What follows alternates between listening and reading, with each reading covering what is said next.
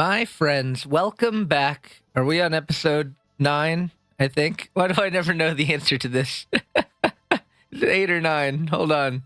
We're going to check live. We're a professional podcaster. It's either 8 or 9. I don't know. We're on episode 8. Episode 8, my friends. Hello, welcome back. Me, myself, and I in our void here, ready to go.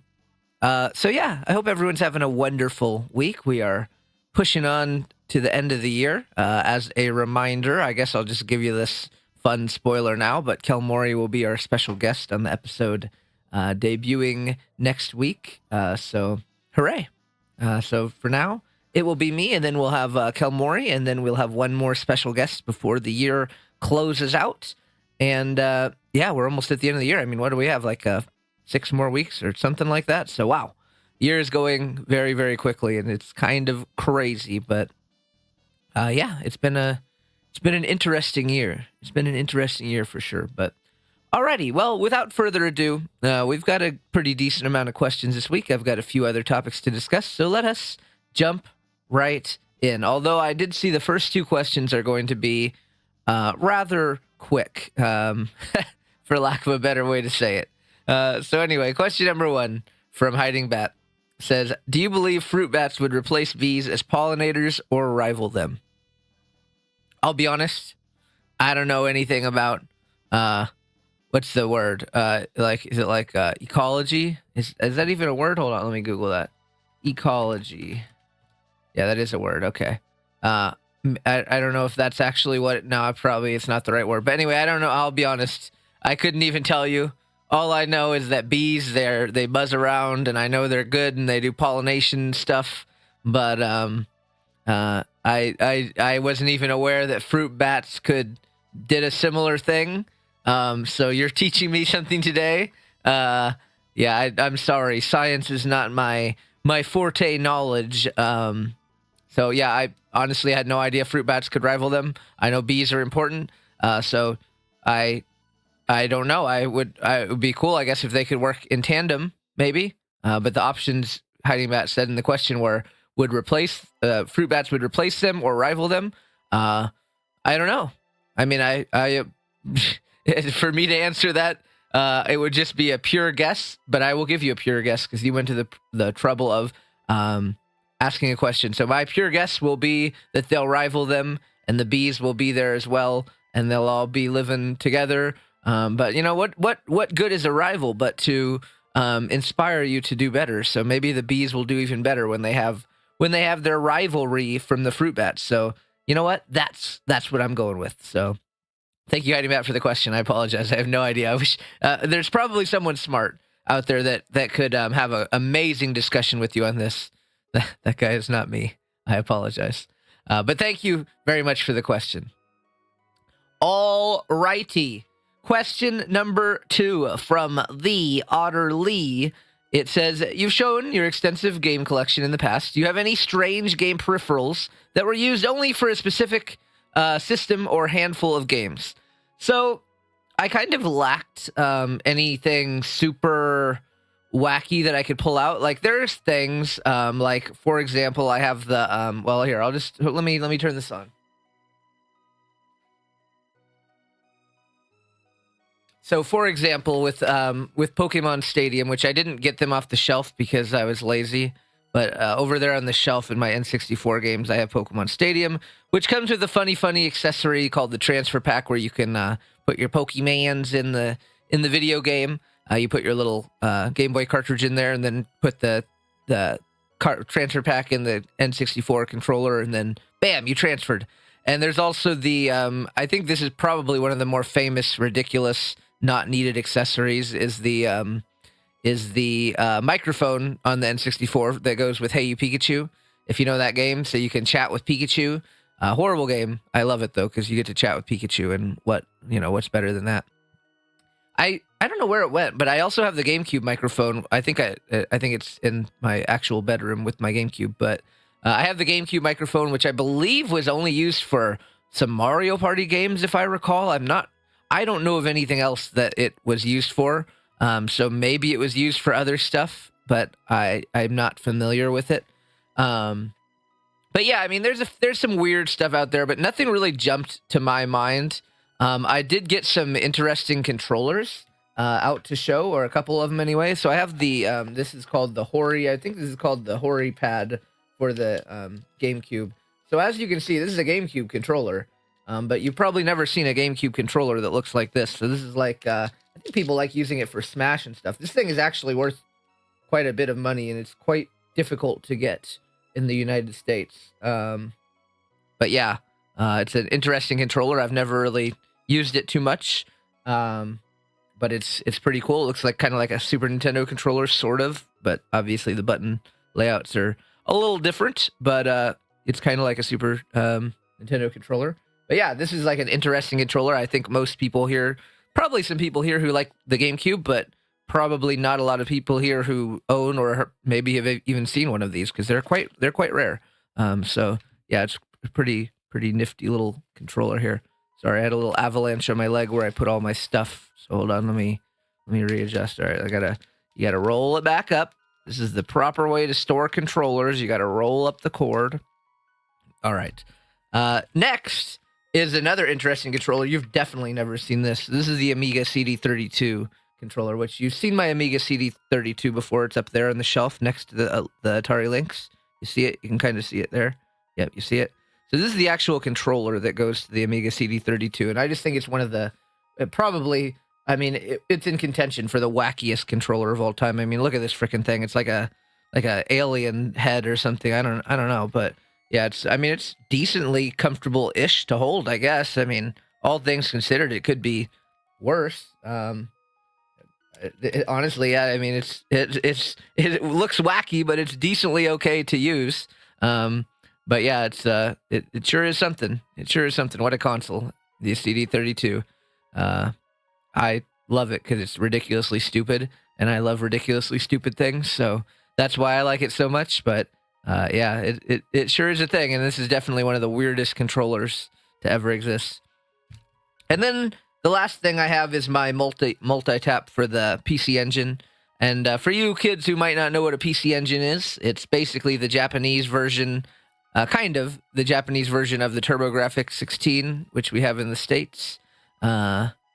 And maybe other countries. I don't really know, to be honest. Do I look like I know other countries? But and if you don't know what that is, well, it's an old video game console that's pretty obscure anyway. But PC Engine is even more obscure for people who might know the TurboGrafx. So anyway, yeah, this is a multi-tap, so you can play with up to 5 people. Well, I guess 6, because you'd have one controller in the actual port, and then you'd have this in the other port, and then 5 more tag into this. So you know what? I don't even know if I've had more than 2 people ever try to play the PC Engine with me, but if I ever wanted to have 6 people for some reason play PC Engine, oh, we'd be getting down, baby. We'd be getting down. But as you can see, I bought this a long time ago. I've never even taken it out of the packaging thing. So, but someday, maybe someday, you never know. LVFC 2025, it's going down. All right. So I'm going to turn off that camera. I'm going to put these things over here on the ground away from me. And yeah, thank you for the question, Otterly. I apologize. I don't have as much cool controller stuff to show. I might have more. The problem is most of my controllers are packed away. They're in like those big old tubs, like the big old like rubber tub that you put a bunch of stuff in. Yeah, basically that's where I store all my controllers for when they're needed. So there might be some wacky stuff in there, but those were the things that I could see around my office and in my bedroom that I said, yo, I can pull these out. So, yeah, thank you for the question. I appreciate it. I hope that's met your all of the wildest desires you were hoping to see. Yeah, I don't know. I mean, I've always been a bit more... I mean, I like those weird things too, but they're also harder to display. And part of the joy for me of game collecting is being able to display stuff. And it's hard to display controllers. You know what I mean? Controllers are one of the... Or even peripherals for the most part. They're very hard to display. So that's why consoles and games, they're easier to display. You know, you walk into my office and you see like a freaking library. Like that looks good. And I mean, I do have some other stuff around, but consoles and games, those are what display well. And I like to have a nice display. I mean, to me, that's important. Like, just not that long ago, Geo and Mistail were over here and seeing the collection for the first time, and they were like, wow, this looks so much cooler than like any online pictures that I saw before. So that's really cool. So that's kind of, for me, that's what I'm going for. Even my brother, I've bought this house 2 years ago. My brother was here for the first time 2 weeks ago, and even he was like, wow, that's insane. So yeah, I guess for me, it's about having a nice display as well. Yeah, that's what I like about game collecting. People can come over and just, enjoy, take it all in, take in the display. So yeah, anyway, thank you for the question. I appreciate it. All right, question number 3. We're getting deep with Bethany Shrapnello, aka, if I had to guess, if you made me guess, I'm going to guess Kelmori, which, you know what? Yeah, I might be right, or I could be wrong. You never know. You never know. All right, Kelmori says, I just want you to know that you pinging Chili Mex reminded me to ask my question. You're so welcome, brother. I'll remind Chili Mex anytime you need me to. And in Ben Shapiro voice, hypothetically speaking, if your stream never really got off the ground and it didn't look like it was going to grow at all, what do you think you'd do instead? Like, still try and do something creative, videos on YouTube? Would you try to keep an online presence, or would you have ever gave up to begin with? Okay, so that's a valid question. First off, I'm flattered that you even can say if your stream never took off, like implying that it has really taken off. I'm still a very, very small time little guy, but I appreciate the compliment, the flattery. So I will say, related to the online presence thing, I already had quite an online presence before I even did a single stream on Twitch. I started being active in the furry fandom on my Twitter account in 2015, and I already probably had 2,000 followers on Twitter, and I was just kind of the jester. I posted funny stuff on Twitter all the time, and I was a very consistent poster. I tweeted multiple times every single day, and I was very active there, and so I had a presence of being cool, I guess, but I didn't do anything. But I would say I already had quite an online presence, to be honest. Streaming hasn't really, in my estimation, hasn't significantly grown my online presence. I already had a pretty dang crazy online presence. I was the guy at cons when people were like, whoa, how do you know literally everyone? And I don't know, I get around on the internet. I'm around. So I think I already had an online presence. So I don't know if that necessarily applies. If your stream never got off the ground, what do you think you'd do instead? So I don't know, and that's a valid question. So as you guys know, because I tell this story a lot, in 2020, I was thinking about, I'll stop now. But Chili Mex was the one that kind of motivated me because I saw how much it was helping him during those hard times. He's the one that motivated me to kind of keep on going, and the rest is history. But I don't think me keeping on going was reliant on me, quote unquote, taking off or getting off the ground, because it was several months away from that happening between the time where I said, I think I'm going to stop, and the time when I took off. So I could have still stopped at any time between then. So I don't think it was hinging on the fact that I would take off for me to keep going. At that point, I was keeping going because I knew it meant a lot to Chili Mex and a handful of others, maybe, to be able to watch my stream. So that's what kind of kept me going. Now, let's say if years passed, maybe we get to 2022, 2023, and I have average of 3 viewers, would I still be streaming? That's a wonderful question. And again, I mean, I guess we don't really know, but let me give some history, right? So I've always been kind of an off and on content creator. Like I take breaks. This is really my first foray into not taking a break. I mean, I haven't taken a break really. I mean, unless you count, I skipped 2 whole streams. Whoa, Raichu so crazy. Unless you count that, I really haven't taken a break in 5 years. And I've always been an off and on, again, for many years now, 15 years probably, an off and on content creator where I'll go a few months, I'll post a lot, and then I'll take a break, and then maybe I'll come back. And then, so realistically, I probably would have stopped, but maybe at some point I would have done some more streams and, off and on again, probably. So I think I'd still be doing that. My online presence would still be there to some extent. I always like doing YouTube videos, but I I don't know if I would have done those more in the absence of streaming. I'm not sure. I think, and I think here's another thing that really also kind of adds to the it depends factor. So like for me too, like, so I think it depends on the path that my life took as well.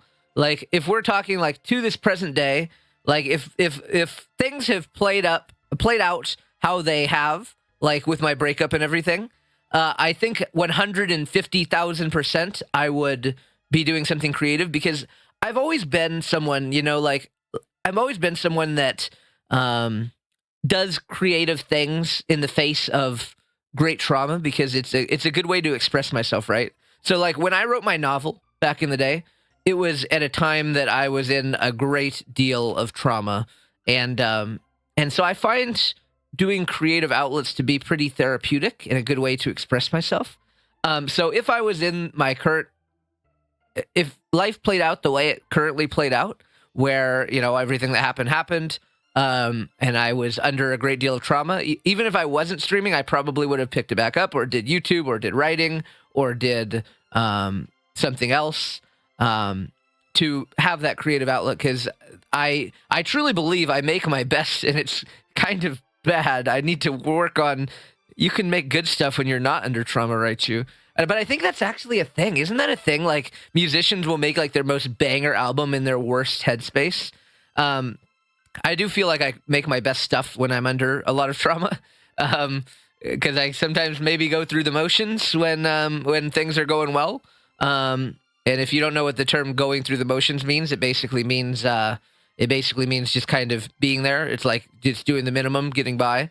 But I feel like in times of trauma, I put out my best stuff. So I would be probably putting out some banger stuff right now, if I was under trauma. Now, if I was never under trauma, my life was just going in the comfortable state it had been, let's just say the last few years, maybe not. Because I mean, for the most part, from 2013 to 2019, I did very little, if any, creative stuff, content creation. Well, I can't say none. I did Picardo streams on occasion. Maybe some people, I doubt it. Maybe a few people here caught them before. During that time frame, I did a few Picardo streams. Every now and again, there was obviously no schedule. It was just like, let me turn this on and do something. So I did very, very, very, very, very little creative stuff. And I don't think I'm someone who has to do creative stuff. I'm someone who, as long as I'm keeping busy, like during that time, I played a good amount of poker. During some other lapses in content creation, I also played poker. So I'm okay with putting my nose down and doing something that's not creative, that's more of like a different type of activity. So yeah, I would say I'm definitely not the type that has to do something creative. In times of trauma, yes, I do. But in normal times, I'm okay with not doing something necessarily quote unquote creative. And I guess that's, I mean, I don't know. What is creative exactly? I mean, I don't know. I feel like the craft of poker, it's kind of creative. Like I'm crafting my game. I don't know. But, it's an interesting thought, Kel. And I like this, I like this thought exercise we're doing right now, because I never really thought about where we would be. And you know what? I'm gonna hit you guys with some honesty.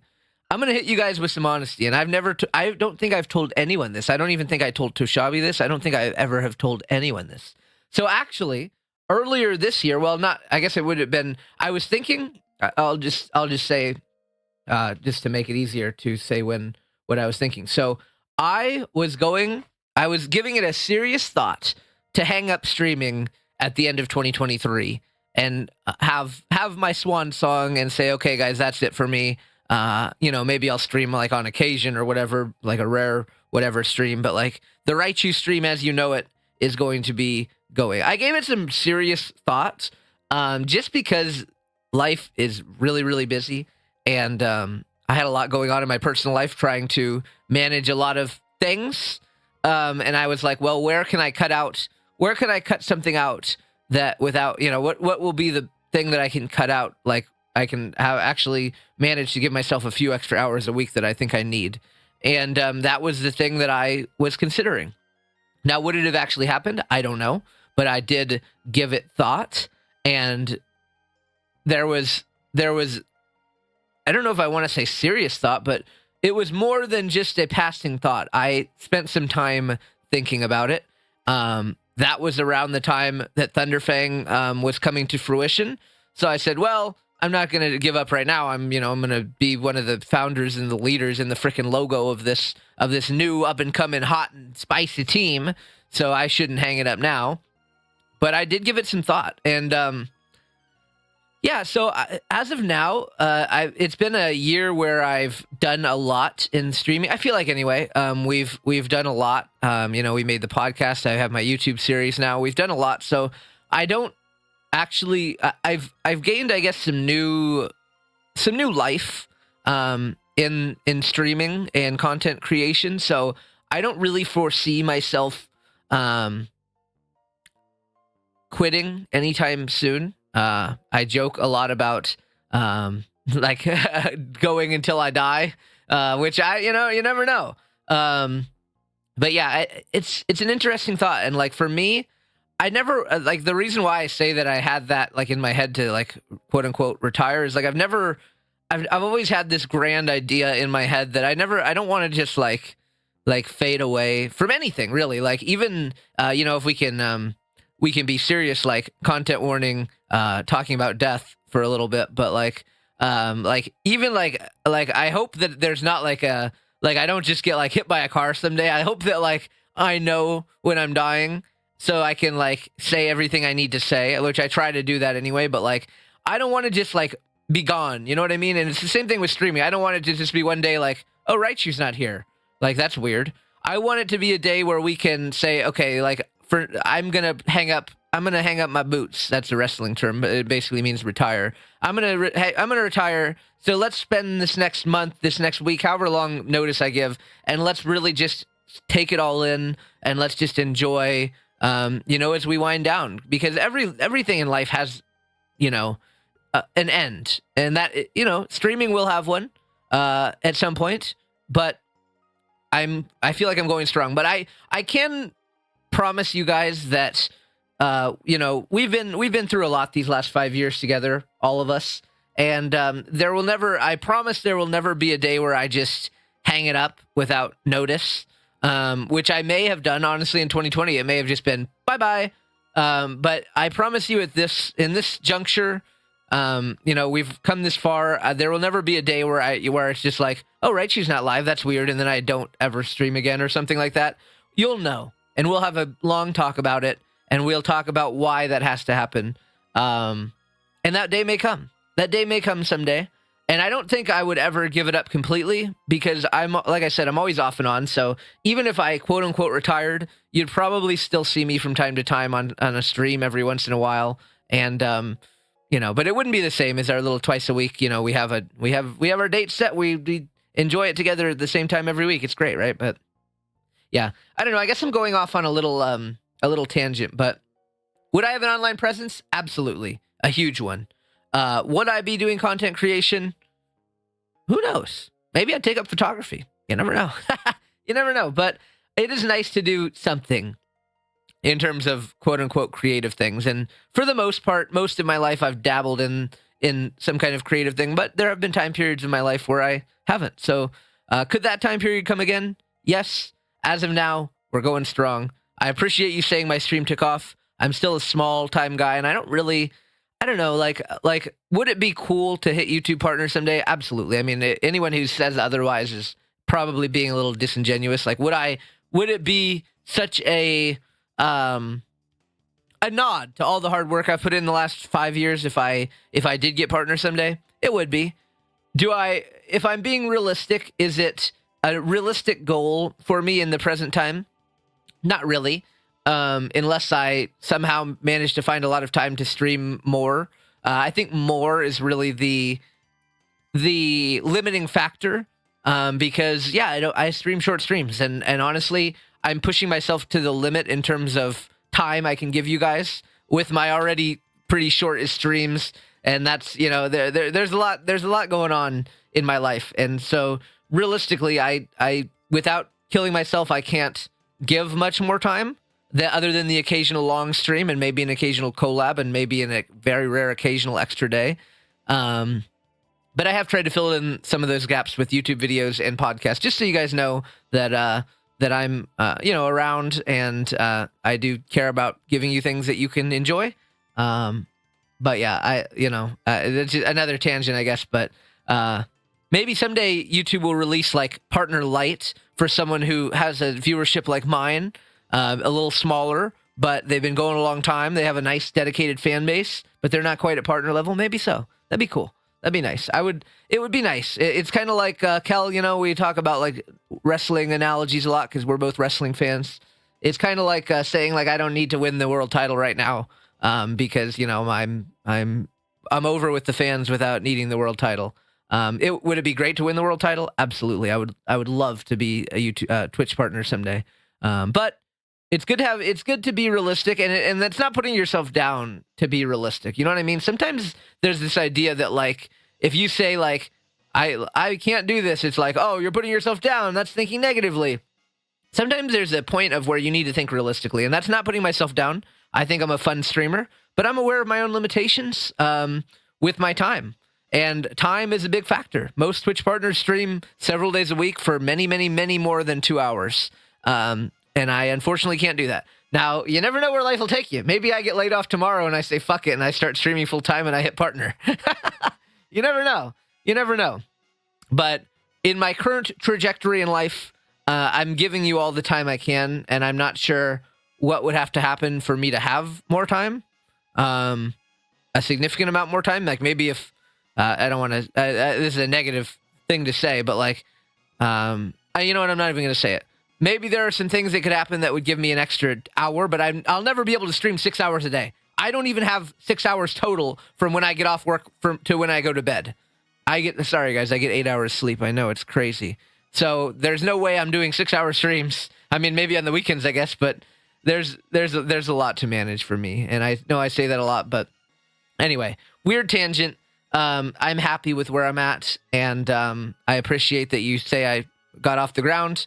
I'm still a small-time guy, but I'm okay with that because we have our tight-knit community. We have one of the tightest-knit communities. I have, honestly, the best mod team easily in the world. I have the best viewers in the world. I have the most loyal, amazing people that hang out with me twice a week, every week, and I couldn't be happier with that. So perhaps we'll continue to grow a little bit. But honestly, I mean, my viewership has been pretty stagnant for 3.5 years, and stagnant might seem like a bad thing, but it's not necessarily, because people leave and new people come in, and that's just kind of the nature of Twitch. I think it's a testament, honestly, that the viewership hasn't gone down, that I've had such a consistent viewership for almost 4 years now, since we kind of, quote unquote, got off the ground. So I think that's really cool. And stagnant or not, we're stagnant at a very comfortable number where people still can, when chats get too big, people's voices get drowned out. So we're at a nice level where people's voices can still be heard. Our amazing regulars and mods and everyone can still chat and feel like they're a part of the action without getting drowned out by a bunch of new people. We have a steady, nice little soft flow of new people.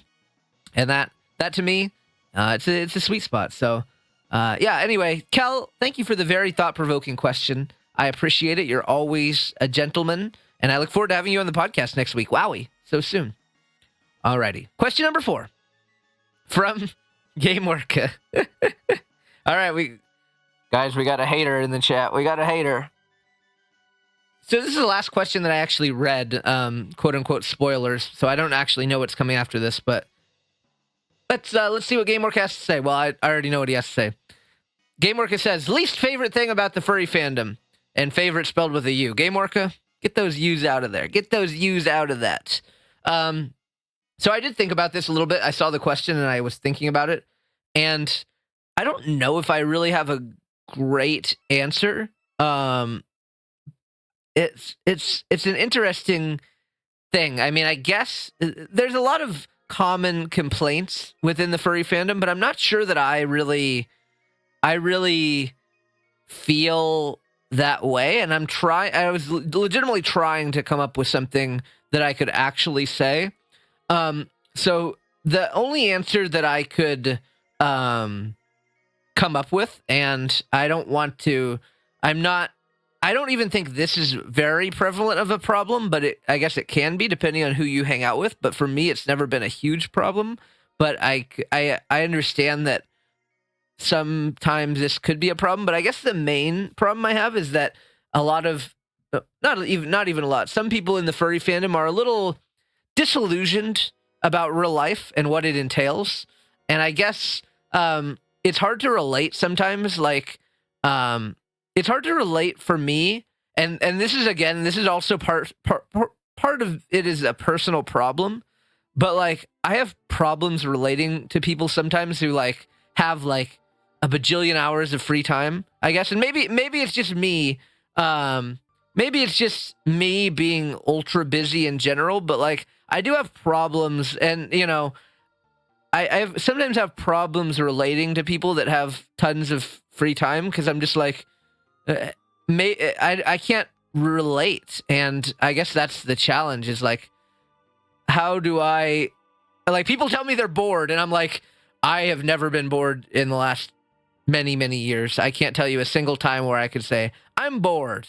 There's always something to do, but I guess that's kind of the challenge. Is like I'm a bit too normie, in the fact that like my life goals were always more like getting a house and like paying off my debts versus like spending $10,000 on a fursuit, for example. And I'm not saying like anyone here is like that, but I'm just kind of thinking out loud, I guess. And I guess I'm a bit too normie in that like I wanted to have a house and like be busy, like taking care of my house and taking care of my dog and having these side hustles to generate income and having a full-time job where I put in good hours to make a good living.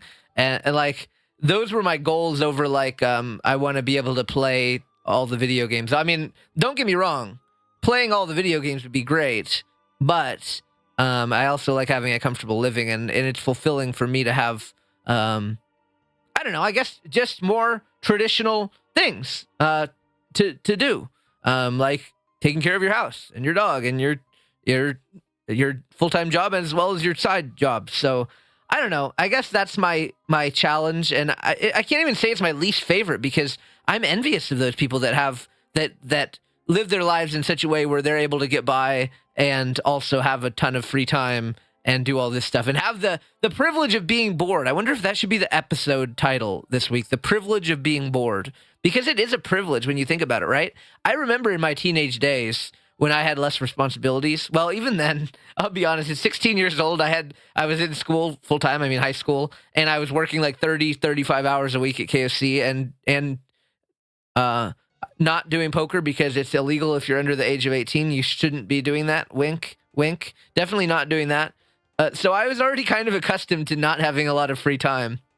But there's a privilege to being bored, and that's interesting. And I guess that's going to be the episode title, maybe. The privilege of being bored. The privilege of boredom maybe sounds better. The privilege of boredom. I like that. That's a good episode title. Good job, Raichu. All right, but anyway, yeah, I guess that for me is the thing. And again, I'm shaping it in a way because I don't want someone here to be like, oh, I have a lot of free time. Raichu thinks I'm an idiot and he hates me, and that's what he doesn't like about the fandom. That's not what I'm saying. I'm more saying that's something that I don't like, is that there's many people that I can't necessarily relate to because I don't understand how you could just have like 8 hours to like have a conversation with someone like every day, or like have like 12 hours to play a game every day. I can't relate to that, and that kind of sucks when you can't relate to someone. And that's a lot of people in the fandom. So it's good. I mean, it's a good thing. If you can live your life in a way where your needs are taken care of. I mean, you obviously live somewhere, you have a computer with internet and stuff. You're doing life right. I mean, you have a place to live. You're probably eating every day. You're, in all intents and purposes, you're living your life well, but you also have a lot of free time. I mean, that's a cool thing. I mean, I'm happy for you. But yeah, I guess for me is the challenge is, that a lot of people in the fandom I cannot relate to. So when there is people that I can relate to or I vibe with on that level, like that we kind of get each other, I think it's really, really extra awesome. So, yeah, I guess that's my challenge in the furry fandom. And I don't like saying it's my least favorite thing, but it's a challenge I face with the fandom is not being able to relate to people sometimes. But that's my own doing, really. I mean, if I wanted to, I could cut. I mean, there's some fat to cut from my schedule, but realistically, like, there's not a lot. There's not a lot.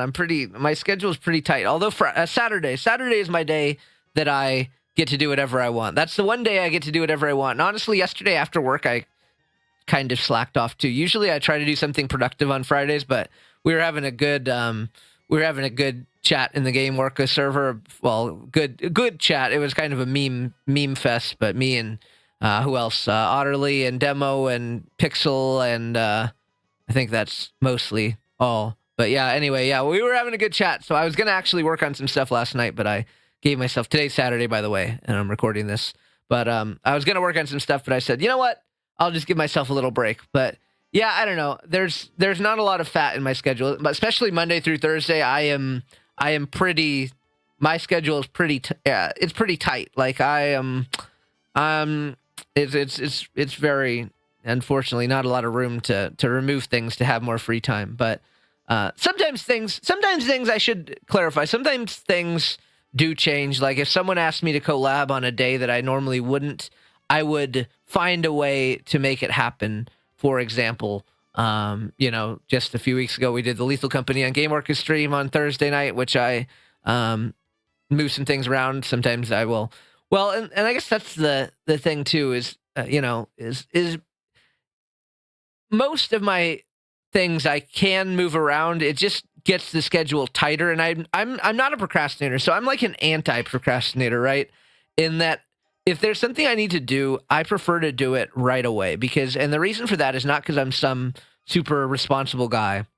The reason for that is because if I have something I need to do, I feel anxious about it, and I don't like feeling anxious. So if I do it right away, then I can get it out of the way, and I don't have to feel anxious about it. And feeling anxious sucks. So that's why I do it right away. So I guess for me, I maybe there's some things that I can push from my weekdays to the weekend, but I don't like to box myself into where I'm like, oh shit, I have to do all these things on the weekend, because ideally I give myself a little time to relax on the weekend, a little bit. Saturday is usually my day to do some relaxing. We're doing a little more work this morning, recording the podcast, because last night I almost said I jerked off. I slacked off. Raichu slacked off last night. Don't get your words twisted. And don't say, ooh, woo, Raichu 3745, or whatever that timestamp was. That's funny. That's hilarious. Okay. But yeah, so for me, that's my challenge in the furry fandom, is some people that I can't relate to. But maybe that's in general. Maybe that's with normies too. I don't know. Maybe I'm a workaholic. Maybe I try to do too much. But as of now, I'm pretty cramped up with everything that I need to do. But I don't know. It's just always a desire for me to do more and to do better, to improve my situation. But and that level of effort that I put in is the reason why I was able to buy a house when most people, most millennials can't buy a house. I was able to buy a house, and that was from the grind, honestly. And I mean, and that's not saying like that's the boomer thing. Like boomers say like, oh, if you just worked harder, you would have got it. And I'm not saying like, oh, anyone else who doesn't have a house isn't working hard enough. But like, I really did bust my ass and didn't give myself free time at all for many, many years to do that. And I'm trying to be better about, especially Saturdays, that I don't do much work. My only work is walking jacks, and maybe the podcast, or like maybe if it counts as work, recording YouTube videos a little bit. But I try to spend most of Saturday either going out or hanging out with friends online or doing something fun where I don't have to think about work. So, any hoodles. Thank you, GameWorka. Honestly, your question was just your typical mean question that GameWork always asks, but it was a thought-provoking one. So thank you very much for that. All right, question number 5. Oh, this is a long one, Gaby. All right. This is from Gabe Prower, the famous Gabe Prower. And it says, if my memory doesn't fail me, I remember you talked about a similar topic before, But still, I was wondering, what do you do when you feel ignored/avoided by a group of friends? It was discussed before that most of the times it's caused by the other person being overwhelmed by their IRL stuff, which is absolutely true. On the other hand, for an extremely insecure person with self-doubt issues, even when trying to convince themselves that the person is just busy, the thoughts can still hit pretty hard. What's your thoughts on this? Happened to you before or someone close, right? Yeah, I mean, I think everyone feels insecure at times, and it's another thing where like people might think someone like me doesn't feel insecure, like, oh, Raichu's so cool, he doesn't feel insecure. Oh, I absolutely feel insecure all the time. But it's I think the key to that, Gaby, is if you're feeling ignored or avoided by someone, well, it's kind of hard to say. I mean, first off, take a step back and try to actually understand if that's actually happening, or if you're just maybe feeling emotional. Because we all feel emotional. Sometimes I just feel bad just to feel bad, because sometimes life just punches you and says, "Yo, feel bad." There's no reason behind it. Just feel bad, and that happens. So maybe you're just feeling bad and you're associating it with your friends, quote unquote, ignoring you. But that's not exactly what's happening. You're just feeling bad because sometimes we just feel bad for no reason, because life is freaking hard, dude. So I would say take a step back. But if, to be honest, I mean, what I would do if there was someone that I really cared about and they felt like they were ignoring me, I would maybe go reach out to someone else, or I'd talk in a different Discord server. That's what I would do.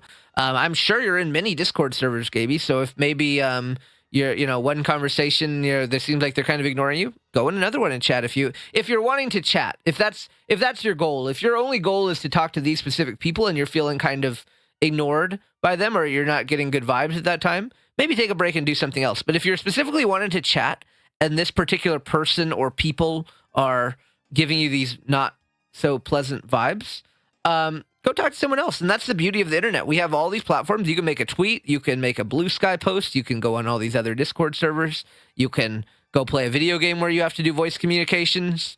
There's many different options. So if that's what you're looking for, I would say just try another option. But also, again, yeah, think about it.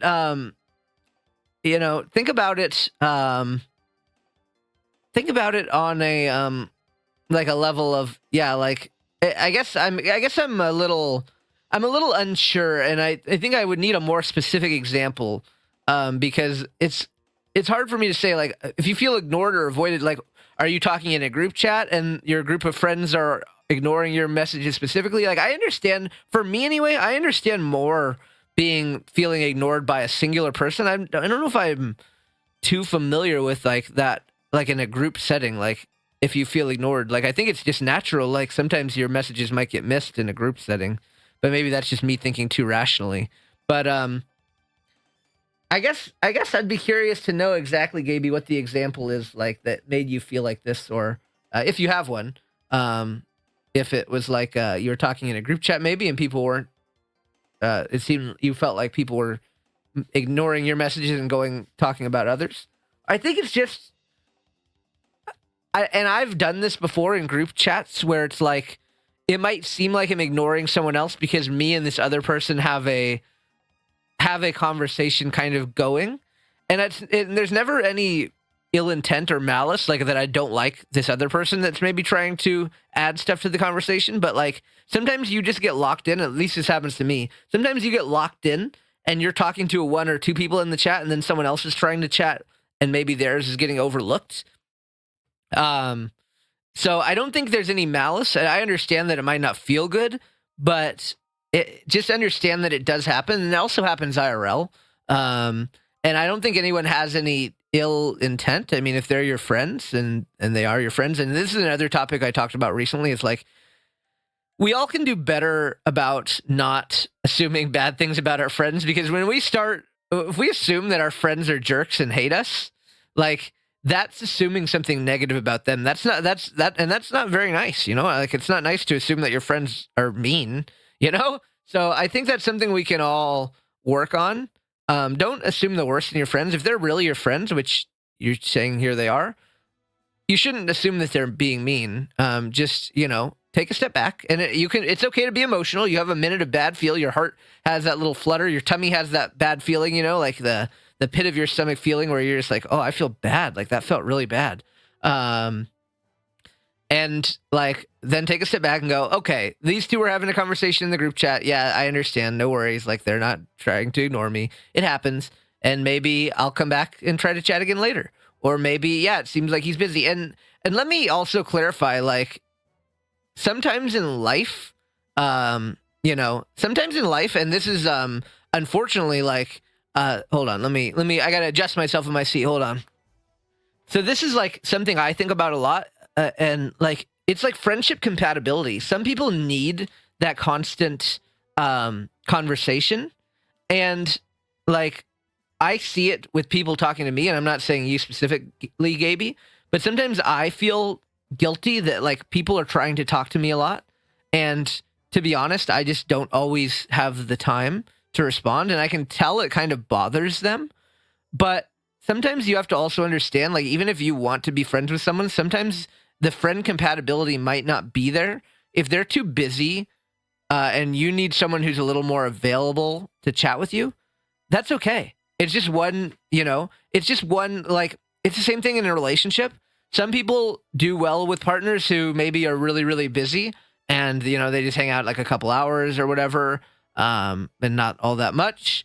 And some people need a partner who is not busy and will dedicate everything to like hanging out with them and doing stuff with them all the time and stuff.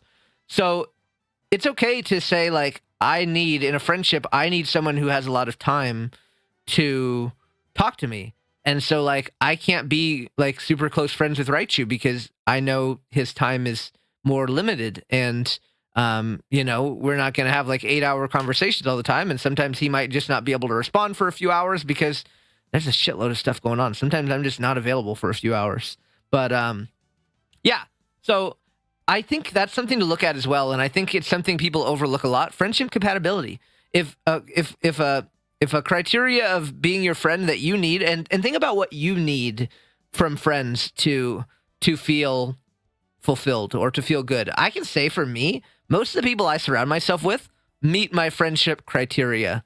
They have what I need in a friend. So it's something to kind of consider. What do you need in a criteria? Do you need friends that will be able to respond to you quickly and that will, have time to have conversations with you every single day? Do you need friends that will be able to play games with you every single day or most of the week or, whatever it may be? Think about what you need and try to surround yourself with people like that. And it's okay if like, you try being friends with someone and then you're like, this isn't quite hitting. Like, I want to be great friends with this person, but they don't really have the criteria. I think it's the same thing in relationships, right? They're really cool. I see these nice things about them that I really like.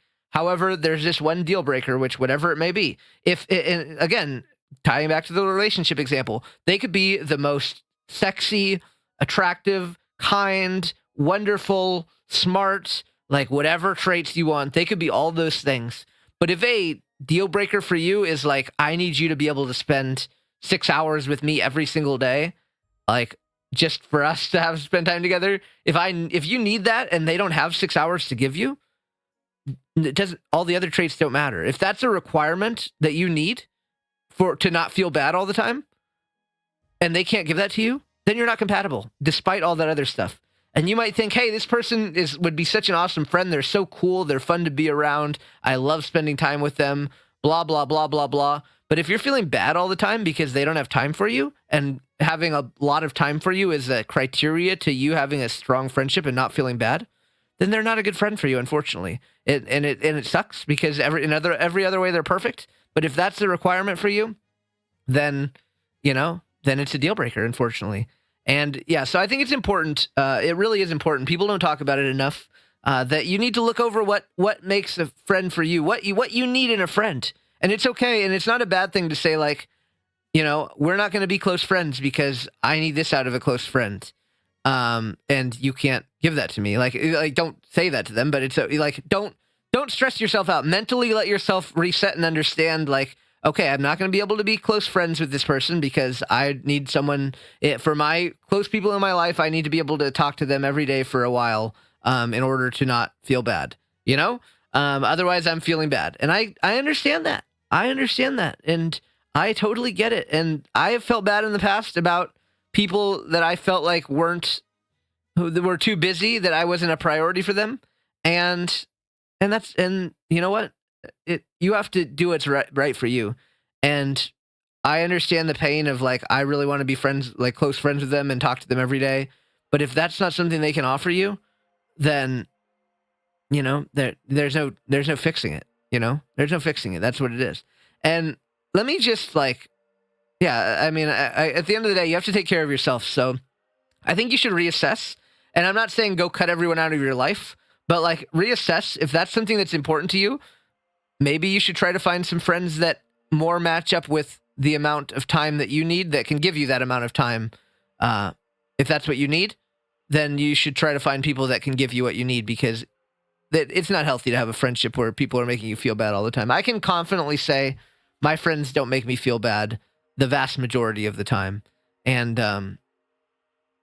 yeah, so I think focus on that, Gaby. Reassess if I think the group chat setting one is probably just, you know, we all feel bad sometimes. We all imagine people are out to get us when they're not. I think that one, reassess. But for your individual friendships, if you need more out of someone and they seem like they're too busy for you, well, try to find someone who's not too busy for you then. You know, it is what it is, and that's okay. There's no shame in saying, I need this from a friendship and you can't give this to me, so I need to distance myself a little bit. If that's what you need to do, there's no shame in it. And I would never shame anyone who tried to talk to me, for example, and I quite frankly just don't have the time to respond promptly all the time, or to give you a 4-hour conversation every day.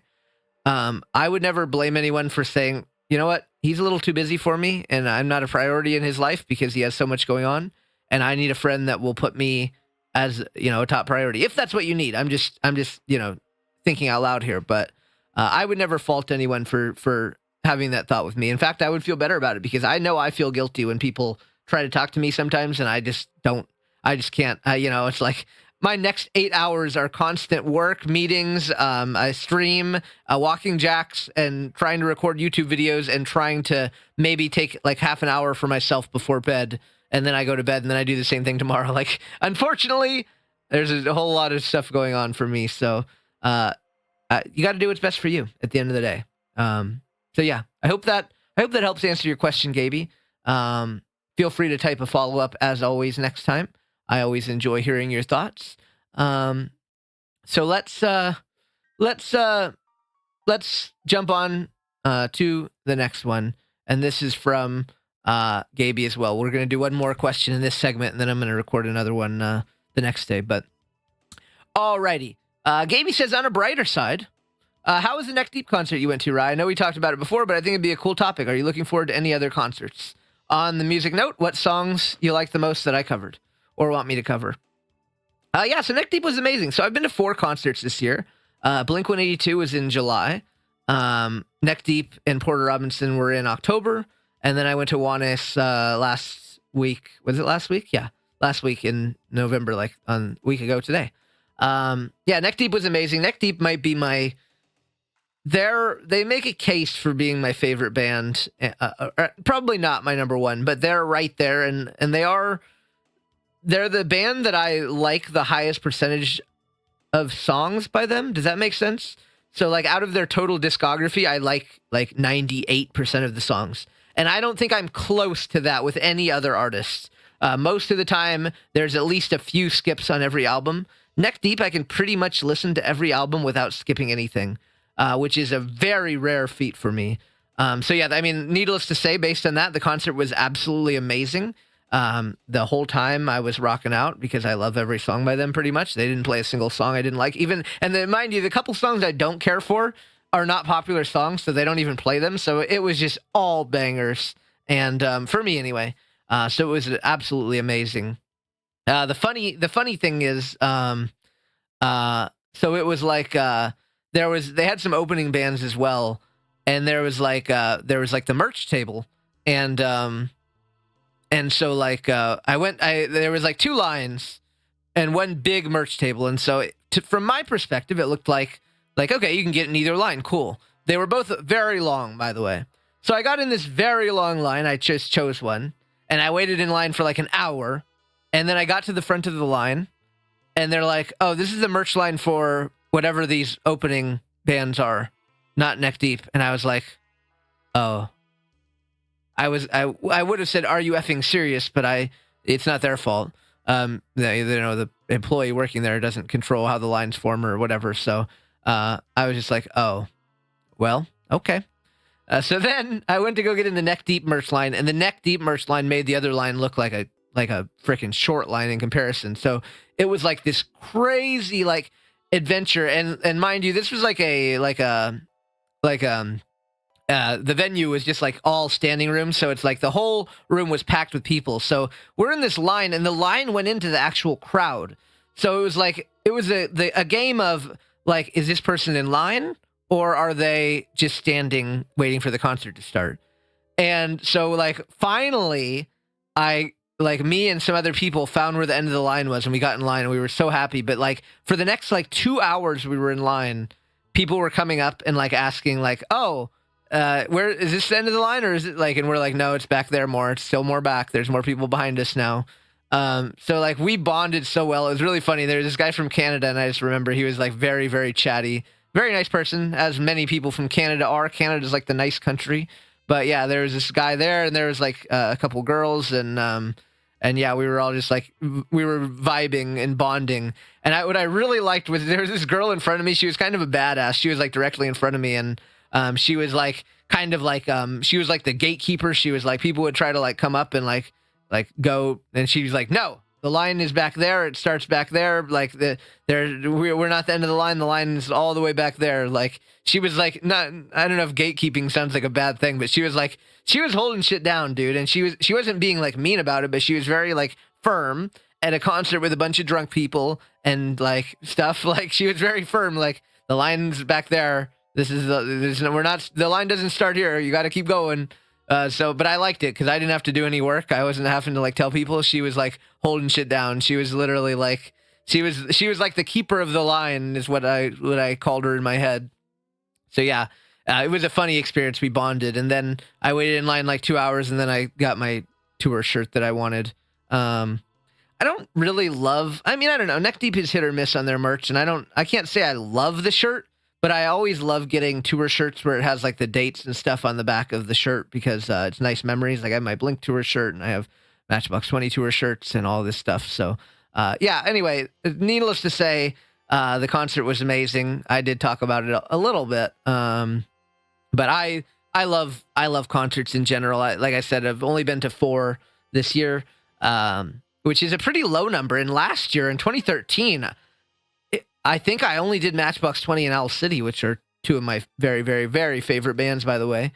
But I think those might have been the only ones I did in 2023. 2022, I had more. And, like historically, I've had like one 2-week period. I went to 5 concerts in 2019. So like I'm a heavy concert goer. So 4 is actually a low number for me. I have 1 planned already for 2025, which is This Wild Life. That's already booked, and I hope to go to many, many more in 2025. I don't think anything else is going to happen at the end of 2024, but you never know. If I see something interesting, and I'm just like, eh. But again, that's the challenge, right? Is my current iteration, my only free day is Saturday, and so if I'm going to a concert, it's going to be on Saturday, right? And if I go to a concert, it means I can't hang out with my friends, and so I have to make a choice, and making choices is hard. So sometimes I just like, fuck it, I want to spend time with my friends playing Overwatch or something instead. You know what I mean? But yeah, I guess that's the challenge. But yeah, I'm hoping to go to a lot of concerts in 2025 as always. But yeah, I had some great ones this year. Blink-182 is super awesome. I love seeing Blink. It's my second time seeing Blink. It was my second time seeing Neck Deep. It was my second time seeing Porter Robinson. Amazing show. And I got to see Juanes finally for the first time, because the last time he was here 8 months ago, 9 months ago, 8 or 9 months ago. was when Yasha and Pocat were visiting, so I didn't get to go at that time. So then this date came up, and I was like, "Whoa, sweet!" And so then I got to go. So yeah, live music always amazing, always makes me feel super alive, and I love feeling alive. Neck Deep is such an amazing. I love punk music, and so it was such a great experience to just be able to like sing and like dance and just like be there with the crowd and vibe. It was truly an amazing experience. I mean, that Neck Deep concert honestly was one of my all-time favorite concerts I've been to, I have to say. It was just a vibe, and it was something I really needed because I hadn't been to a concert in a while since the Blink concert on July 3rd.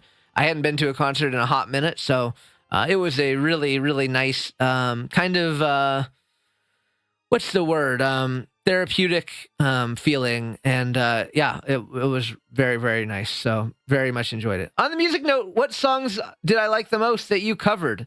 Let's go to your. Hold on, Gabe. Let's go to your. Let's go to if I can see it easily in the Telegram. Let's see here, Gabe Prowa. There you are. And then you go to music. 156 audio files shaved. Wow, that's a lot. Saved. Let's see here.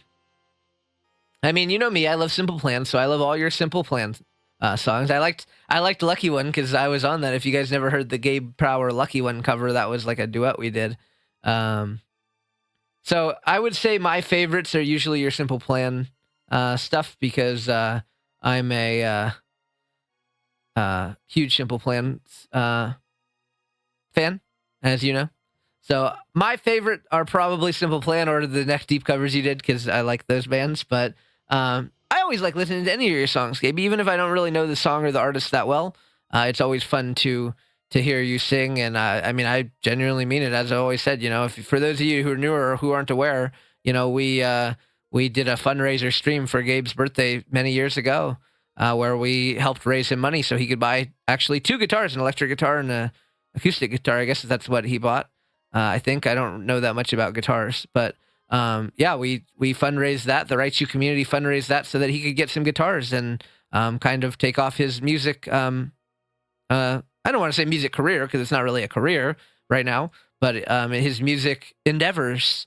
So that's really cool, Gaby. I'm super happy for you, and I always like hearing your music. You know me. I mean, I'm always one to share your music and let people know about what you're doing. So I'm a big fan. And if Gabe Prower ever becomes a famous musician, I will I hope I'll be invited, but I will be there in the front row, being hype as hell that I was there as Gaby was getting his start. So yeah, that's all. I like all your music, Gaby, but especially the punk music because I don't know. I like punk music. You know how it be. You know how it be.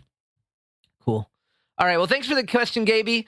We do have another question, but I'm going to save it because it's another long one, and I have to go get on the Game Orca stream in 30 minutes. So I'm going to take 30 minutes for myself for a little bit, and then I'm going to go get on the Game Orca stream, and maybe you'll have already watched that stream. I hope it goes well. You'll probably have already watched that stream by the time you watch. Well, you will by the time you listen to this. So yeah, I'm going to go do that, and we'll be back with part 2 a little bit later with Chili Mex's question as well as some other topics I had to discuss. But until then, thank you guys so much for listening, and yeah, you'll be waiting like 1 second, and we'll immediately be back. So love you, my friends. We are back. Hello. Anyway, I always do this little transition, but really, we should just jump right in because there's no pause for you. We're just right back into it. So, our last question this week is by the one, the only, Chodex. And that question is, it's a good one. I did read it. The question is, when you go out on your own, I assume you prefer to enjoy your time by yourself, no matter where you're going. Correct me if I'm wrong. But it has ever happened to you to exit your house on your way, on your own, with the clear intention of meeting someone completely new, talking to them, and potentially befriending them? And if you ever had that intention, did it ever work? So I think this question, I need maybe some clarity. Like, does that mean I'm going to go, like, I had a planned meeting with someone? Like, I guess I don't. Or is it just like a vague, like, I'm going to go out and, when I'm out today, I'm going to like bump into I'm going to find someone and I'm going to talk to them, like a that sounds like an exercise in like, hey, I want to get better at talking to people, so I'm gonna try talking to someone, and I'm gonna make that my goal.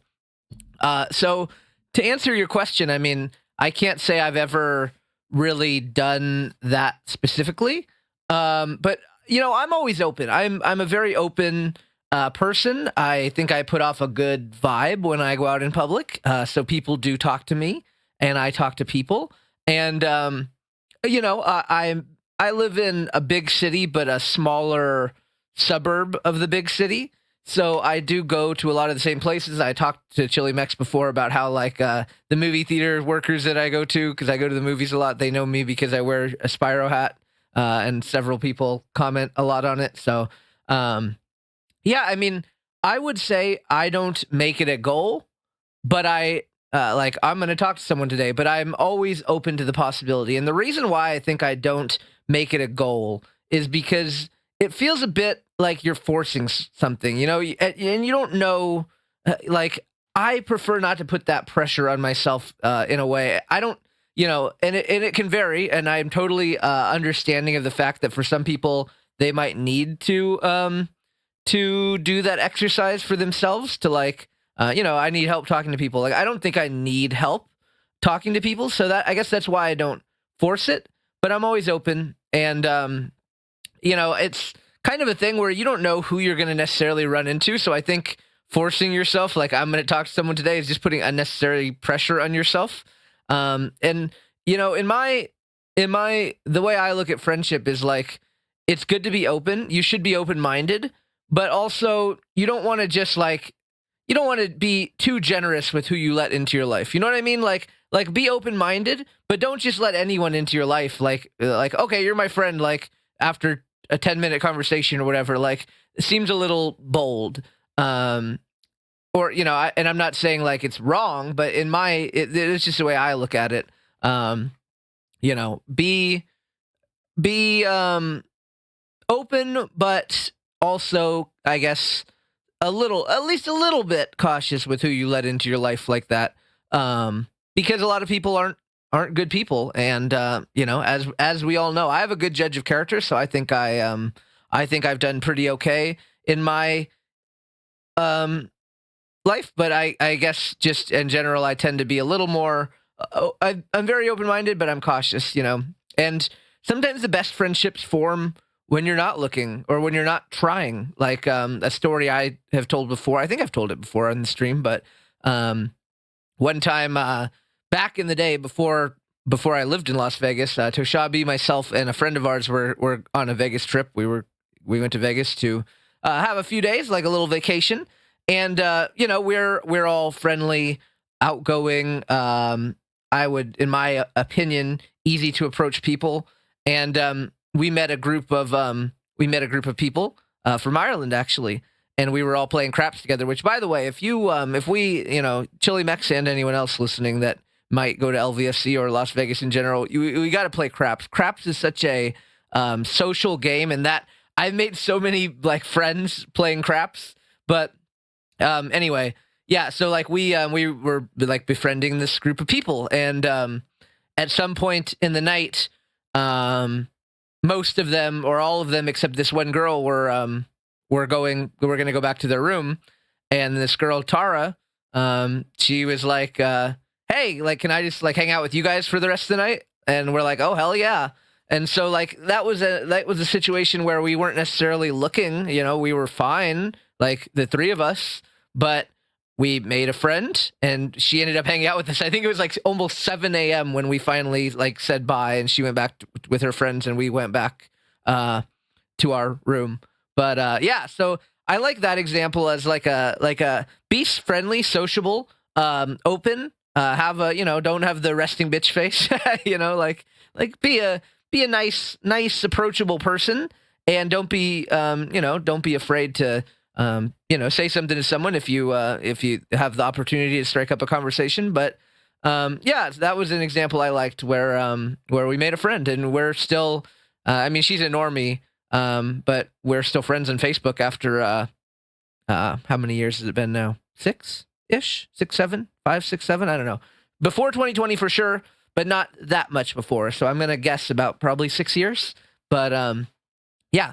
So that was a cool opportunity of meeting someone, making a friend. And we didn't go out like, okay, tonight we're gonna go out and we're gonna make friends, but you're open to the idea, and I feel like it happens naturally. If you're forcing it, you're trying too hard. At least in my experience, it doesn't work out as well. So I just go with an open mind, and and it's just the same as anything. Like that. I guess that's kind of the excitement of life, and um, that's where I get like so much of my joy in life. The uncertainty, like you never know on any given day in your life, you might meet the most amazing person that you weren't even trying to meet.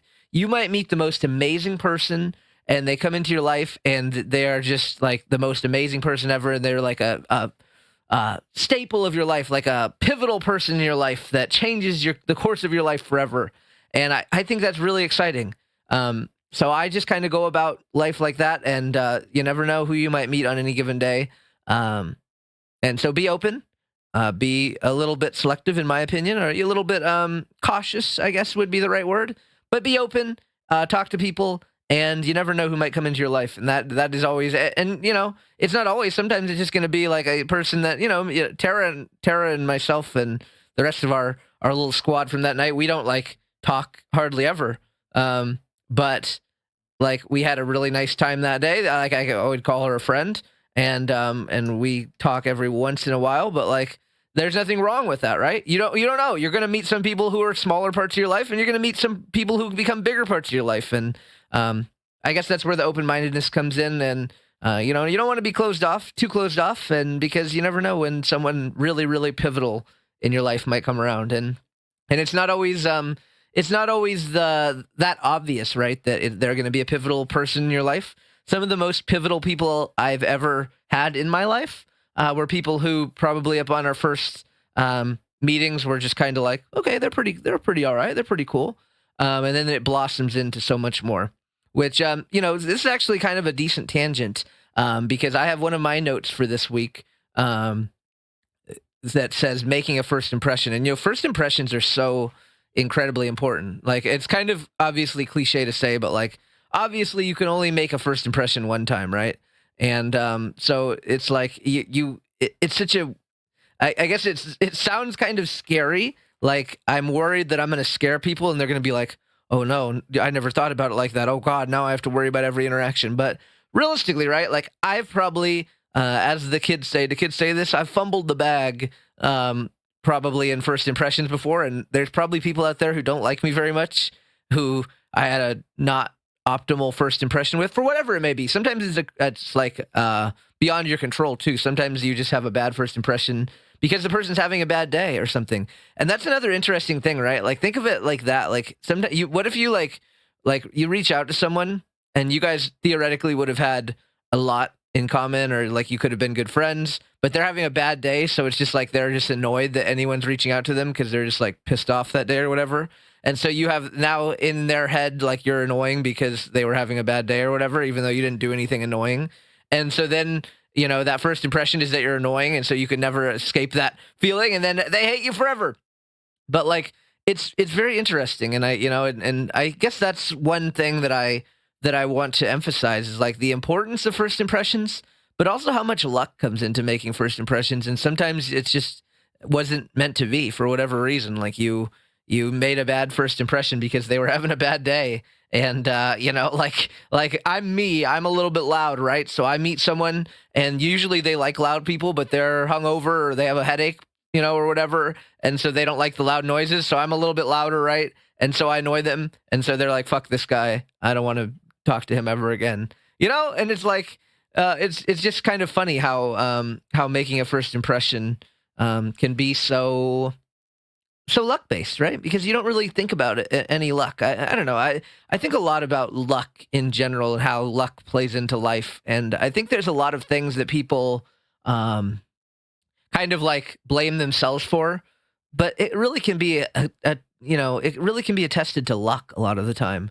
And sometimes you're just not lucky. And in certain areas, like You didn't do anything wrong. You were being yourself, and normally yourself would make a good impression on that person. But because they were having a bad day, you had no way of knowing they had a headache or something. They didn't tell you, and so like you were just being yourself, and that made a bad impression, or whatever it may be. So like, I don't know, it's interesting, and I guess I just want to hit that point home today, like that sometimes people are hard on themselves, but don't be so hard on yourself necessarily. Some things are just beyond our control, and a whole lot more luck plays into life than people really give it credit for. Like, I make the analogy all the time about how similar life and poker are, and it really is really crazy how similar they are, because you can have skill, but you can have all the skill in the world, and sometimes shit just doesn't go right for you for however long, because luck screwed you over.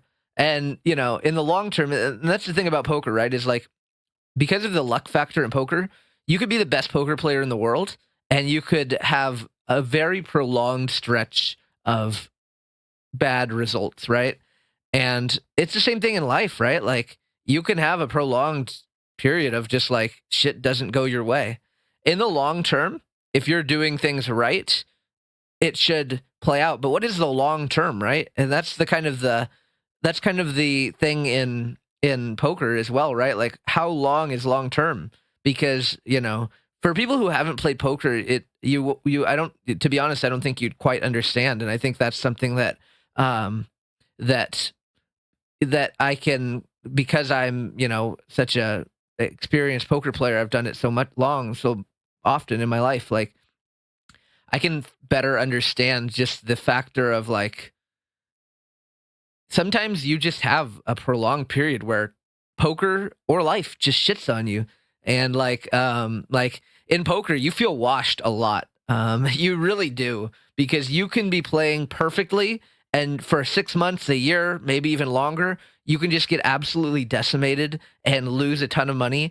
And I mean, what would you be thinking if you're going that long and you're just not having good results? You're thinking, I'm shit, like, it's like if I was streaming and I had 0 viewers, like I'd be hard on myself or something. But I don't know if that's necessarily a good analogy, but um, like, yeah, it's really hard, and it's the same thing in life, I guess, right? Like, people have prolonged periods of things don't go their way, and they think, well, I must be just a horrible person, and it's just karma, and like I'm awful, so that's why this is all happening. But sometimes luck just plays a bigger factor than any of us can even realize, and I'm guilty of it too.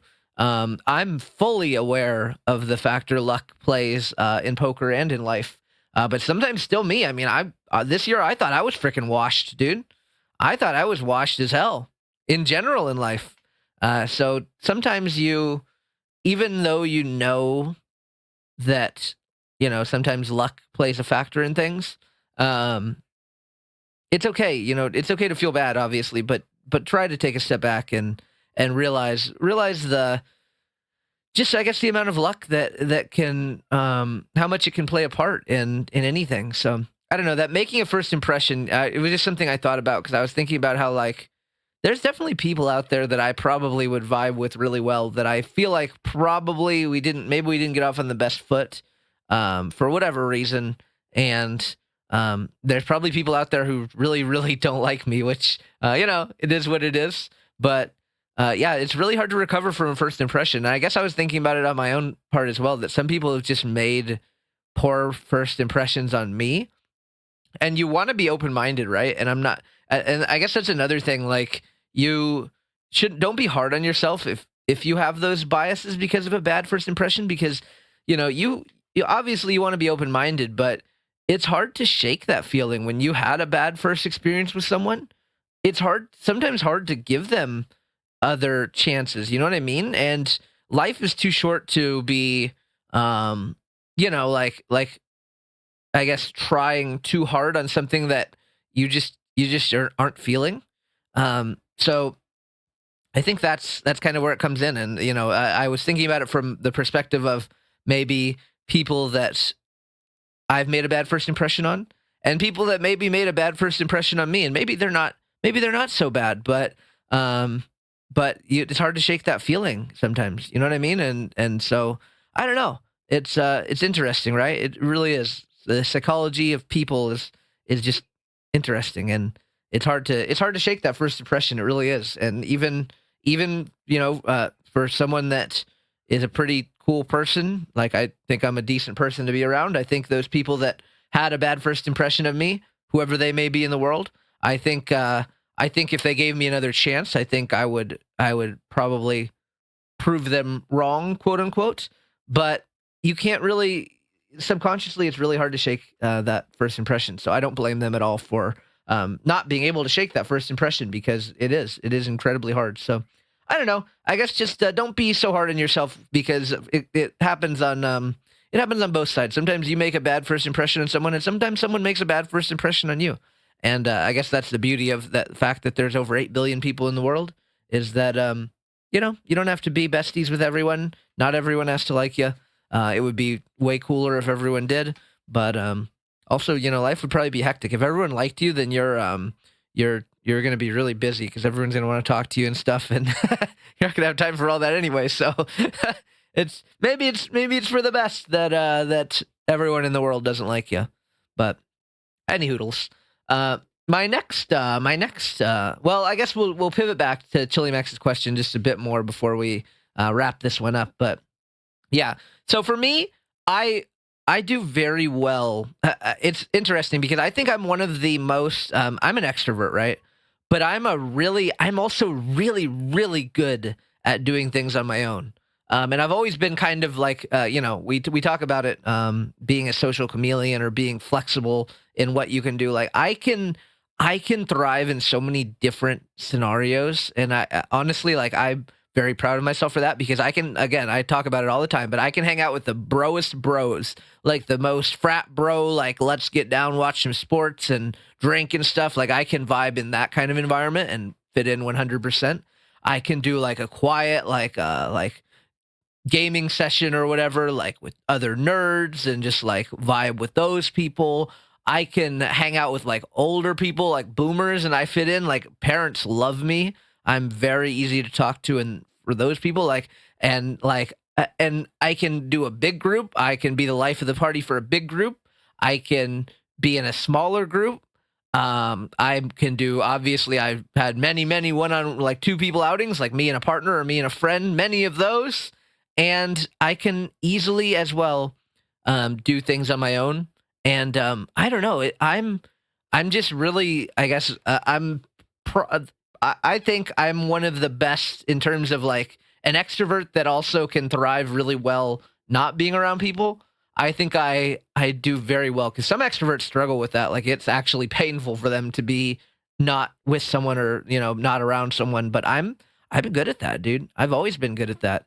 Um, so I do enjoy my alone time, and but I like alone time around people too. Like the beauty of it for me is I love being in Las Vegas, because it's a city where I can go and be alone, but I can be around people and be alone. And for me that's so cool, because I love doing things on my own, but you don't feel lonely when there's 10 trillion people around you.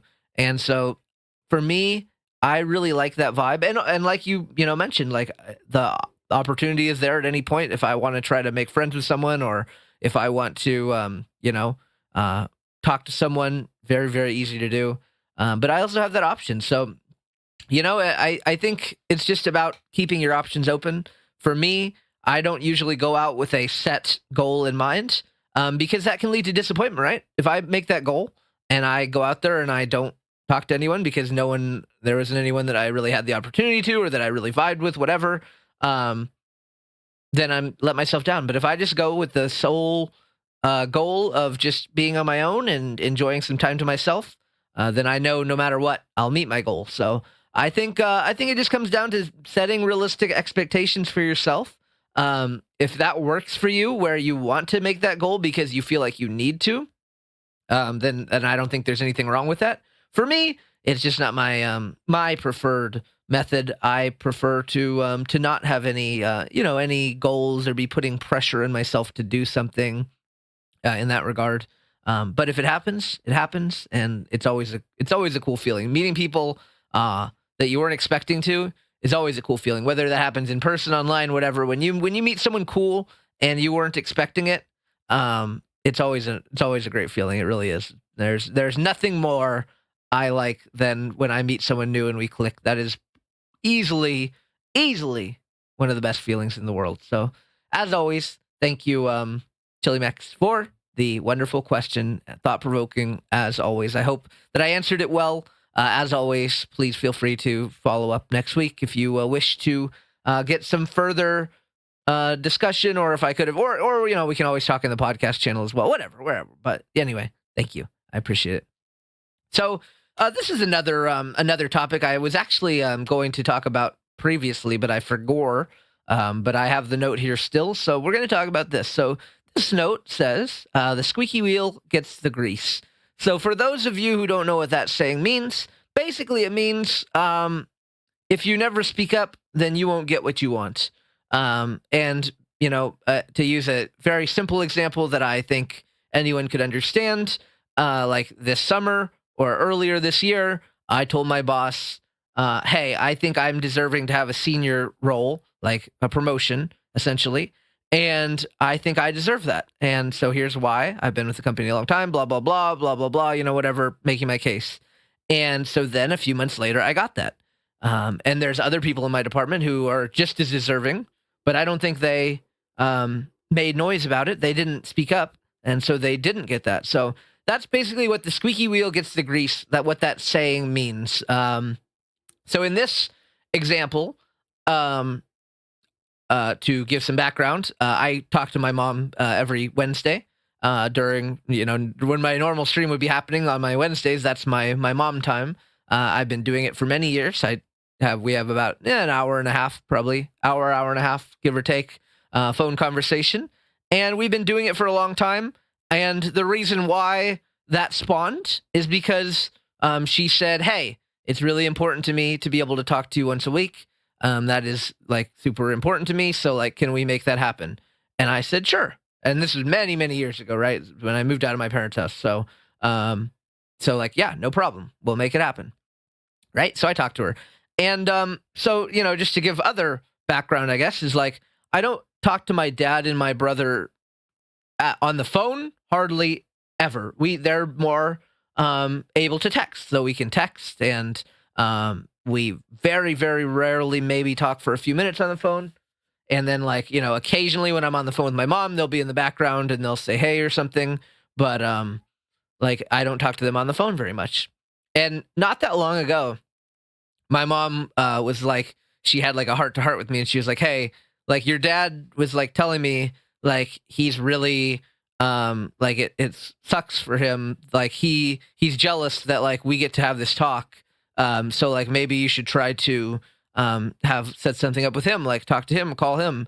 And I was just kind of thinking about how like it's interesting, right? Because she gets that because she asked for it, and my dad wants the same thing. But if you don't ask, like, I'm a busy guy, right? Like, I don't have any holes in my schedule where I could easily fit something like that, right? Like, I would make it work, like, if he really, really, really wanted that every week. But I don't have a lot of holes in my schedule to actually to that I would go out of my way to be like, yeah, let me go and set this up, So it's a case of the person that asked for what they wanted got what they wanted. And the person that was maybe a little more shy or maybe a little less likely to be vulnerable and say like, hey, I need this from you. Like, this is important to me. Can we like make this happen? Didn't get it. You know what I mean? And it's the same for so many different things in life, right? Like, let's say you want to collaborate with someone on streaming. Well, if you never ask them, you're definitely never going to get it, right? And you might see them like collaborating with other people because the other people, for lack of a better way to say it, they nut up and they ask, and it's kind of the same thing about anything. You want to hang out with your friends, like, hey, like, I really like this guy. I'd like to hang out or play a game with him or something. If you don't ask, it's unlikely to happen, right? Because one of you has to speak up. And like, if the other one's not going to do it, you have to do it. And, it's kind of, it's the case in like so many situations where like someone just has to kind of nut up and say something. And, in the case of the example that I used, it was my mom nutting up and saying, hey, I need this like really badly. So can we do this? And we did it, and we'd set up. Now it's a routine, no problem. And, if my dad would have said the same thing, those years ago, then maybe we would have something on the calendar too. Like on a weekly basis or whatever it may be. So I don't know. I guess that's just my kind of thought of the day is like speak up. And for me, I'm not always the best either because we all have this fear of being annoying, right? And so I understand my dad is probably afraid, like, oh, I'm going to ask him and it's going to be like weird or annoying, like I'm asking for his time, or like I want to talk to him, like I'm supposed to be tough, like I'm a man, I'm independent, like I shouldn't have to need that. But like you eventually you have to ask. Like I didn't want to ask my boss. Like I wanted it to just be like, oh, here, you just get it because but if there's limited promotions to give out, and they are limited with what they can give out, it's going to go to the person that's asking. It's going to go to the person that's asking. It's the same thing with my time. You know what I mean? Like like for example, let me just give you guys an example. I've been collaborating on the Game Orchestra stream a lot in the last few weeks.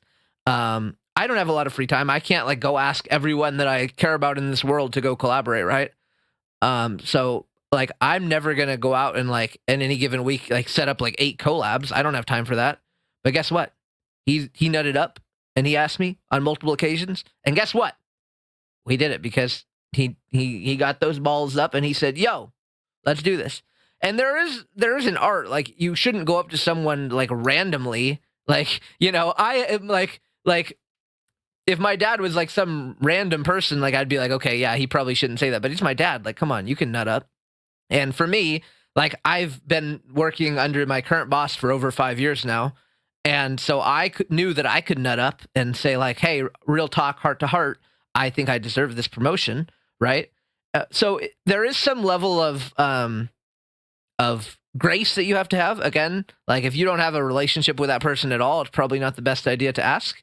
But if you know that you have a relationship with this person, like you have a good vibes, you get on well, like sometimes you just got to nut up and you got to ask and you got to say, hey, like it would be really like special to me if we could like play a game on this like sometime, or if we could hang out, or if we could go in VR together, or if we could collab, or if we could do this, or we could do that. Like, and that's okay. And like, and just for clarity's sake, right? Like there's no guarantee that they will be open or want to do that or have time to do that. Like people are busy, right?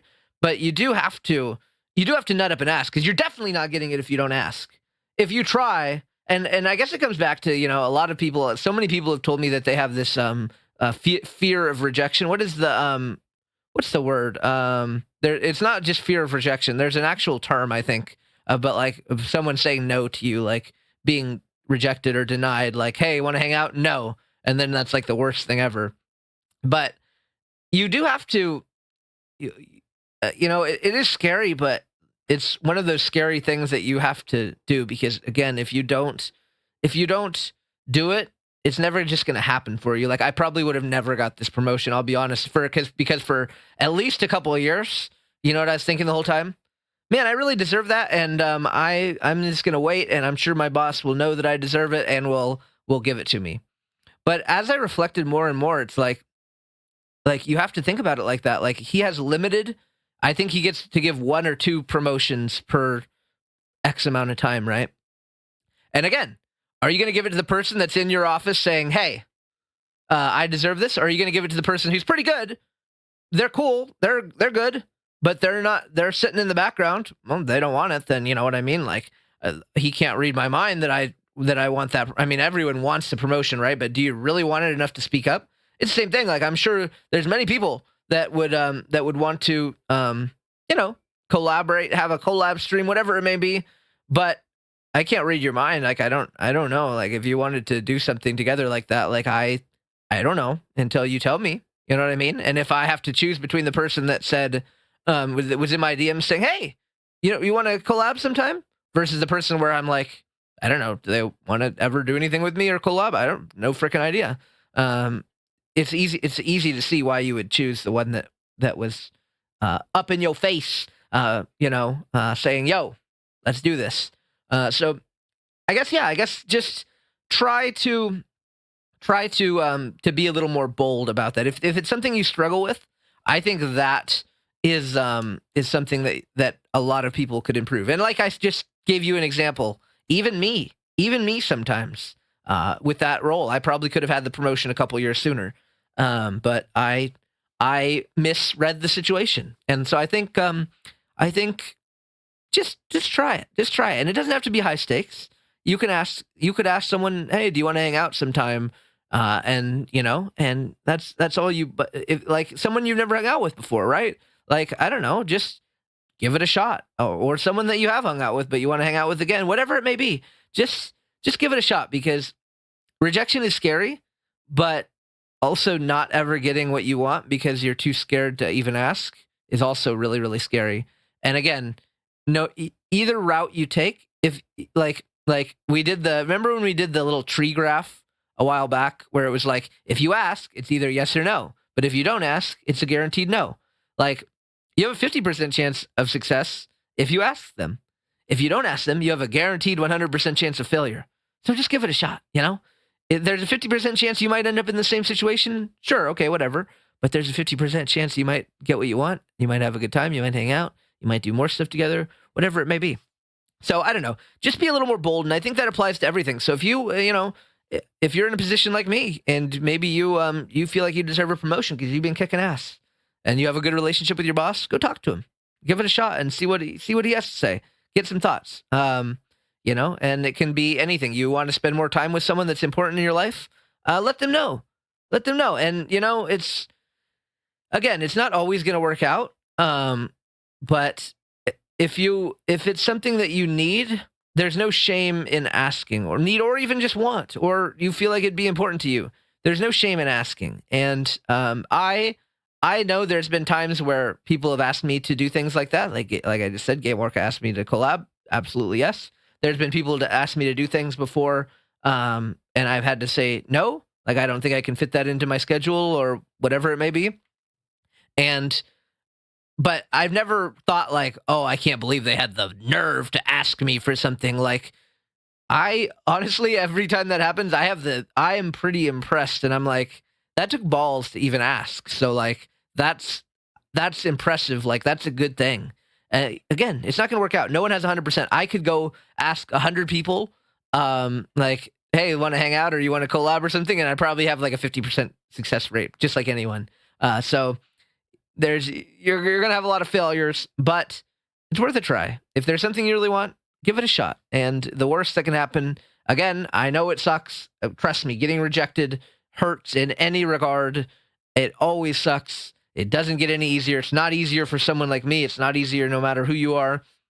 But it's worth trying. It's worth trying, because otherwise you're sitting on your butt not getting what you want because you didn't even want to try, or you were too scared to try. And try to overcome that fear. It's worth trying. It's something worth trying. Just like how Chili Mex was talking about in that previous question about like trying to go out and befriend someone. It's kind of like that. Like, it is scary, but give it a try. And you don't know, and I guess really you're getting something out of it either way, because you're practicing asking for what you want, which is a hard thing in life, but it's something you sometimes have to do. No one can read minds. To be honest, like I said, when my mom told me that, like, oh, your dad would like to have conversation with you, I was like, wait, really? Like, he's never even mentioned that he would like to have a phone conversation with me. Like, we text and stuff, but he's never even mentioned that or even given me a hint. So like, unfortunately, sometimes people just don't know. Like, people, for whatever reason, maybe they just they're not picking up. You can drop hints, but at some point the hint has to become a straight up ask. You can drop hints like, hey, like you're like, if you're like having good vibes around someone, right? You're dropping hints like, like, hey, we could hang out sometime. Like, I like spending time with you, blah, blah, blah. But at some point you just gotta be, you gotta, let me just say it in a straight up, straightforward way. Sometimes you just gotta stop being a little bitch, and you just gotta go, yo, would you like to hang out sometime? Would you like to appear on my stream sometime? Would you like to collaborate with me sometime? And again, it takes balls, and it can be scary because you're scared of rejection, but you got to try. And I've been rejected plenty of times in my life, and I've had to reject people before, but I've also had some really awesome, super cool experiences. I just talked about the thing, like Gamework asking me to collab. We had some really cool collabs because they nutted up and asked me. To give an example from the other side, I nutted up and said, "Hey, King Panda, you want to be on Kingdom Hearts with me?" And he said yes, and we made some really cool Kingdom Hearts content that you guys saw in the stream. So like sometimes you just got to nut up and you just got to try it, and they might say no, or they might deny you, or they might not have time, or whatever it may be. But the squeaky wheel really does get the grease, and if you don't speak up, you're not getting it. You're not going to get it what you want. So try. That's a good life lesson. Give it a shot. Really, the worst that can be said is no, and it does hurt. But then you have it stings less. I think it stings less as you experience it more, perhaps. But either way, that pain is temporary. But the pain of never asking, I think that I'm gonna be real. I think that's worse, and not knowing what could have been. And like I don't know. It's just a kind of a thought of like, yeah, I guess if you, it's the same thing. I mean, it goes back to the same thing that the conversation we had that started this all about, like you got a crush, like Lang's crush that's the whole reason this podcast started, because I started talking about that story. Yes, it hurts to be rejected, but I think definitely it hurts even more to say, damn, what would they have said if I ever tried? And I don't know if I ever gave this example, but like the first, I mean, realistically, there's only, like I mentioned this before, there's only been a very there handful of people in my life that I would say I'm quote unquote in love with, or have been in love with. And like there was a girl in my younger days who, for so many years, I had a crush on her, and I never ever said anything. We were close. I was best friends with her brother growing up, and I had feelings for her the whole time, and I never ever said anything, right? Until one day, when I was it's a really silly story, but it's so me. At the time anyway, when I guess I probably would have made a move sooner, but I understand the fear of rejection. But anyway, like yeah, I was going on an airplane, and I was just like, I hadn't flown in a while, so I was like, this is a silly story. I sound stupid saying this, but like I was going on an airplane, right? And I was like, damn, imagine if I die, like this airplane crashes and I never get to tell her. So I sent her like this this heartfelt letter, like a message, and I was just like, hey, I just wanted to tell you, like, I'm going on this plane, and like I just was kind of thinking, I wonder if that's romantic. If someone told me that, would I feel charmed that they were worried they were going to die and never tell me? I think I would, honestly. I think I'd feel quite flattered. But anyway, yeah, I basically told her like, hey, I've had feelings for you, and I'm going to go on this airplane. So I just wanted you to know, in case anything happens to me, I didn't want to die without you knowing. And, obviously, she didn't have the same feelings back toward me. But I did, I guess if I made it to this point and never ever said anything at all, like in my life, I think it would be worse than at least she knew. Like, and I think that's an important like thing in general, is like people you care about deserve to know how you feel. And obviously, we can talk about crushes like that, but even just in general, like that's the thing I preach all the time. Like, if you really enjoy spending time with someone, you think someone's really awesome, like, don't you think they deserve to know that? Like, you know what I mean? Like, they're so awesome. Like, don't they have the right to know that you think these really nice things about them? Like, I guess that's kind of my motto in life. And that was an experience where I kind of like, for the first time, kind of thought about, and this is many years ago now, and like, I kind of thought about like, yeah, they deserve to know. And so that's why I kind of preach that, is like being open. And if you care about someone, like,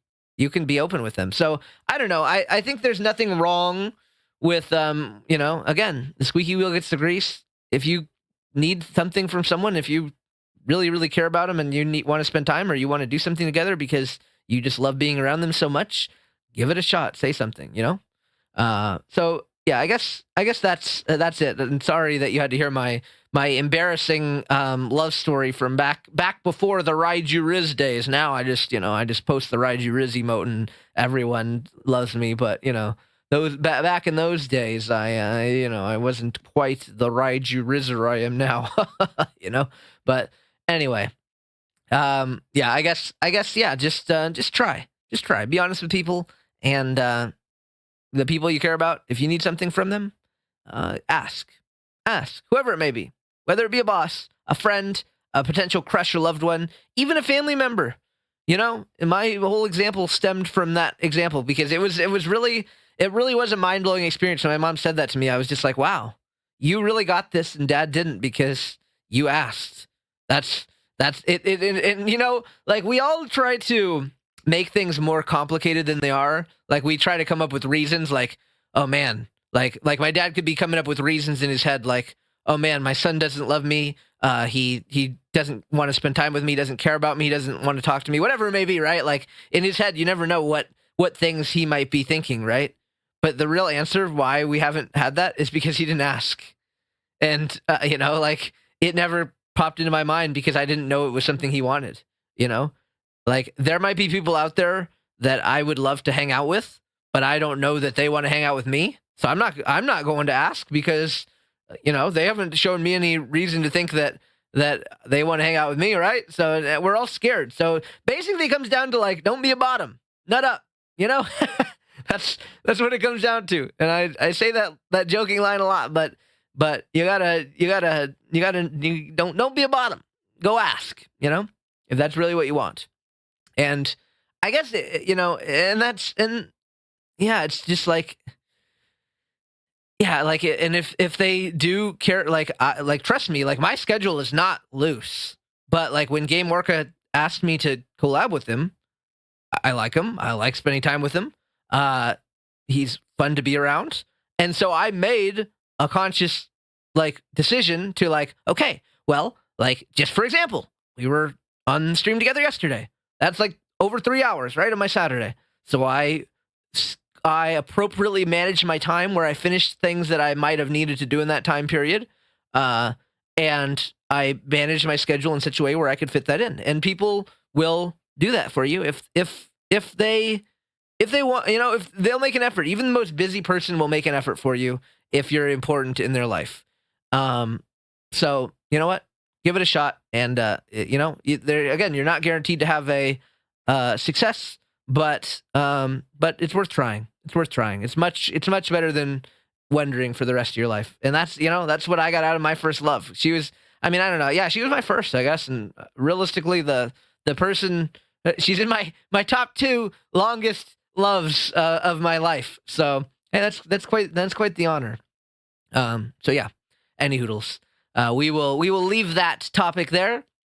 But yeah, it's an interesting, and it's a very, I had that eye-opening moment when I got that phone call from my mom, and it gave me some good thoughts. And I love that the fact that like this podcast can just be like literally just like random things like that, and it sparks a really interesting conversation, and I can just put it in my little notepad, and then we talk about it here. And by we, I mean me, but you get to listen to it. And maybe it enlightens some things in your brain. And, you know, we've got the podcast discussion channel, so we can always discuss these topics there, too. If you heard something you thought was interesting and you want to add your own commentary to it, yeah, don't be shy to use that channel, because I like hearing your thoughts, and I like talking back, you know, with you about it. So, all right.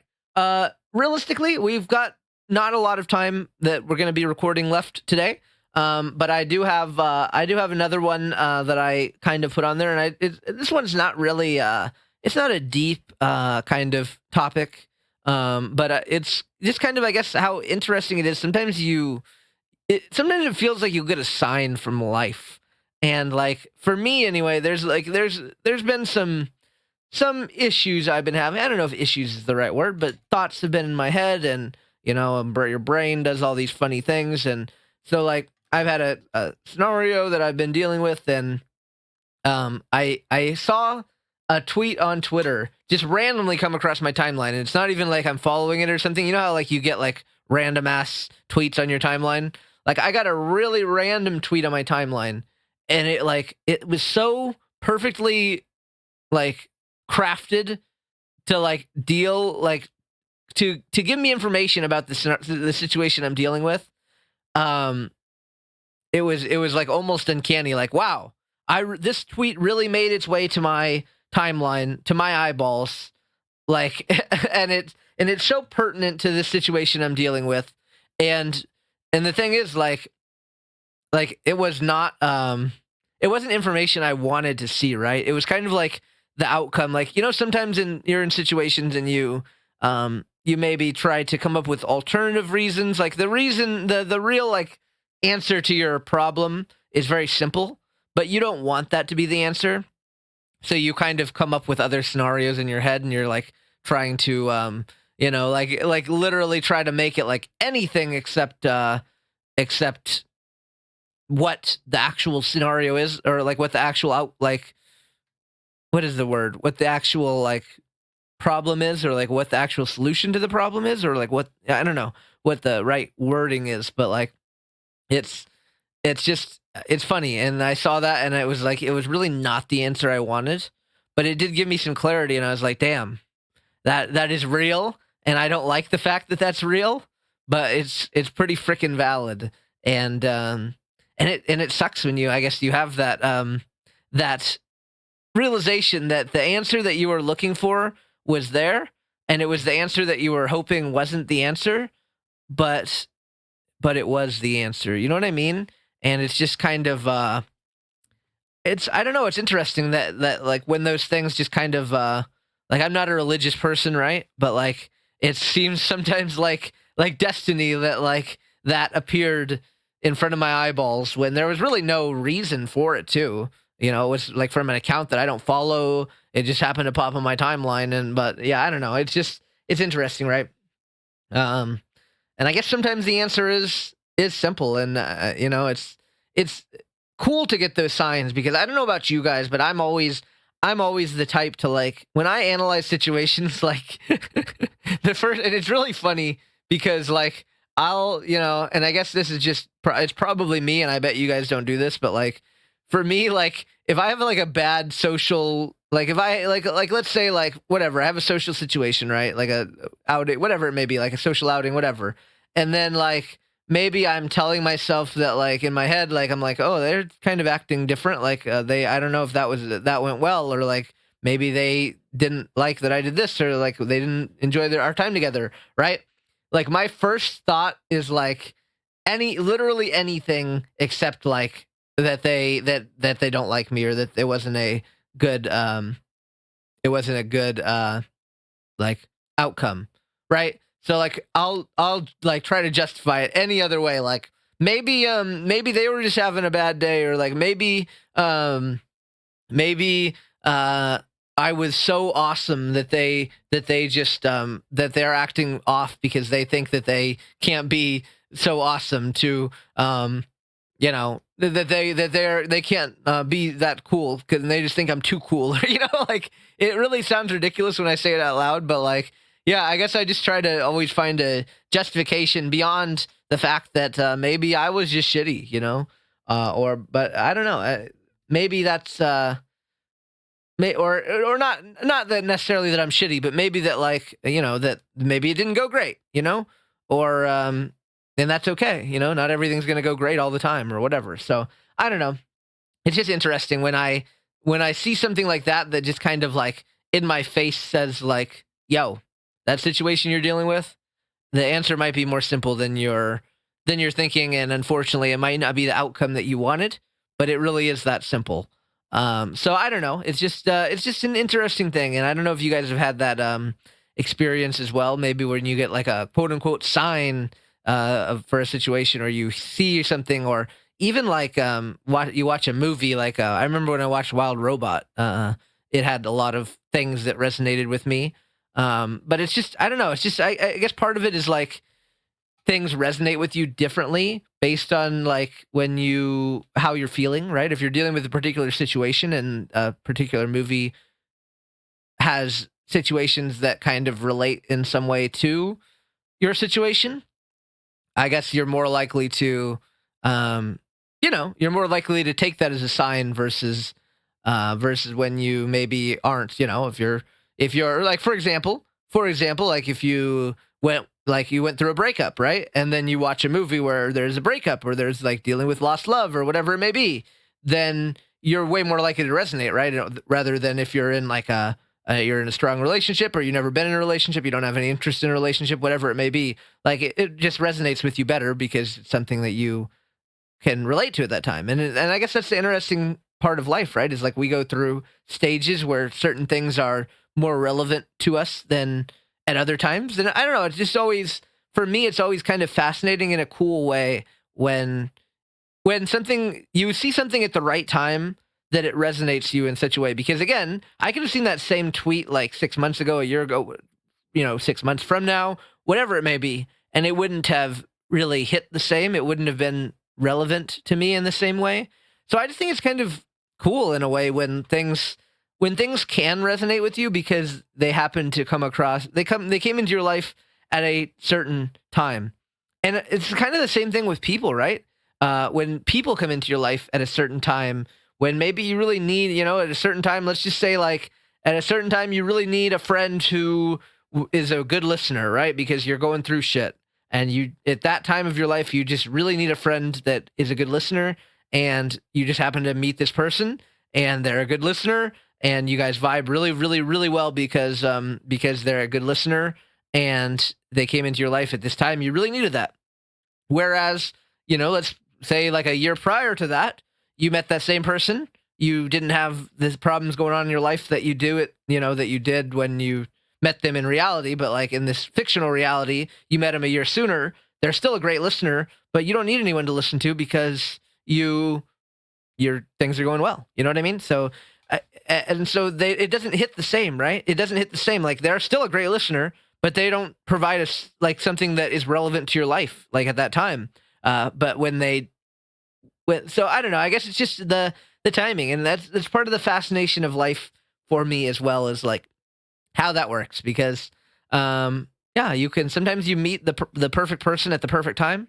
Sometimes you meet the perfect person at the wrong time. Sometimes you see the perfect movie at the perfect time. Sometimes you see the perfect movie at the wrong time. You know what I mean? And Wild Robot would not have hit the same a year ago, 2 years ago, 3 years ago, 4 years ago.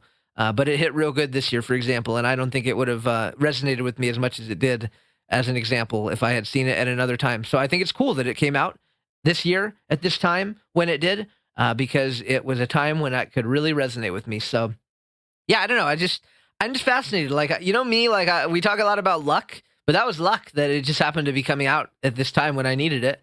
And it's luck if you happen to meet a person that really, really helps you out in life at a particular time when you really needed them. They're good at this particular thing, and that's really what you needed.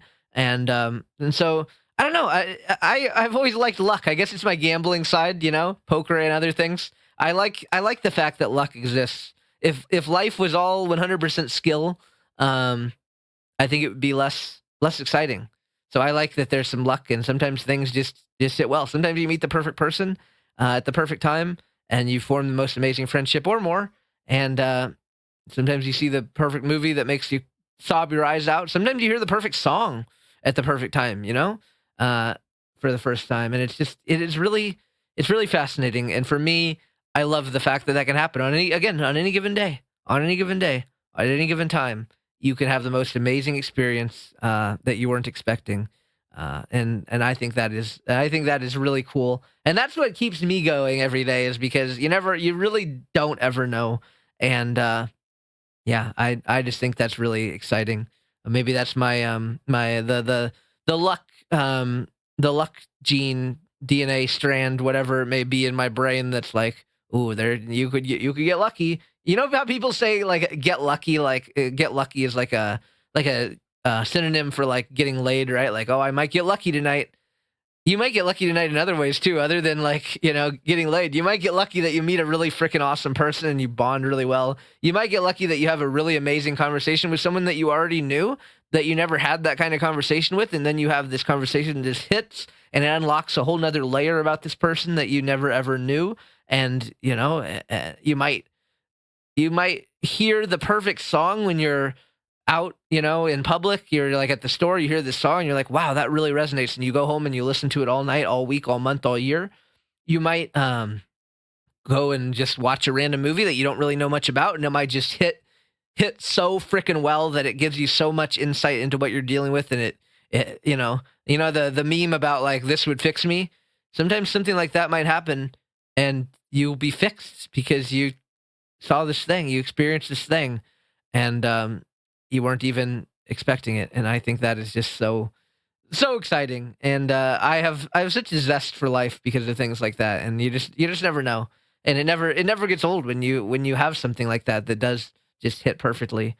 So I guess that's my closing thoughts of the podcast today is like keep hope alive that you don't know what's to come, and you don't know when those things might happen that just add a ton of fulfillment to your life, and just kind of keep that in your mind that like anything cool can happen at any given time. And yes, I know bad things can happen at any given time as well, but try to look at the good things, and just remember, we're so accustomed as a society to like think of like, oh, this bad thing can happen, like I could walk outside and get hit by a bus or like whatever, like we talk about, even I joke about that kind of thing all the time. But really, you could walk outside and you could meet the most amazing person ever in your life, and they could, become your spouse for forever, or like your best friend for life. And you just happen all that happened was you walked outside, or you joined a random Twitch stream, or you went on Twitter and you found a random tweet got suggested to you, whatever it may be. You never know. And I just think that is so exciting that you never know. Um, and I don't know. It's just I just love it. I have a big old smile on my face because it's so exciting. And I hope that you guys will look at life in that same light, and just know that good things can come, and they won't always. And there might be periods where there's periods of bad times, but there's always good things that can come as well. So just go out there and do your best. That's all any of us can do, including me. Not perfect. I have many flaws, many struggles, many insufficiencies, but I am out there doing my best every day, and I hope that you will be too, because that's all any of us can do at any given time, and all we can do is our best. And you know what, we can go make some good things happen, just by doing our best. So I wish you much success in that regard. Alrighty, my friends. Well, that is episode 8 in the books. We are booked up. We are donezo. As a reminder, next week Kelmori will be on the podcast. That is the episode debuting on November 24th. So get your questions in whenever you're listening to this. Go ask some questions, because I'm sure Kelmori would love to hear what you've got to say. So ask some questions. Let's get some questions rolling in, and it's going to be a good time. Until then, much love. Keep on doing your best out there. And thank you for listening. Thank you for being here. I never, ever take it for granted that even a single person would want to listen to me talk, or watch my stream, or hang out with me at all. So I am always grateful, and I really do thank you for being here. It means a lot to me. So thank you so much, and I will talk to you soon. Much love.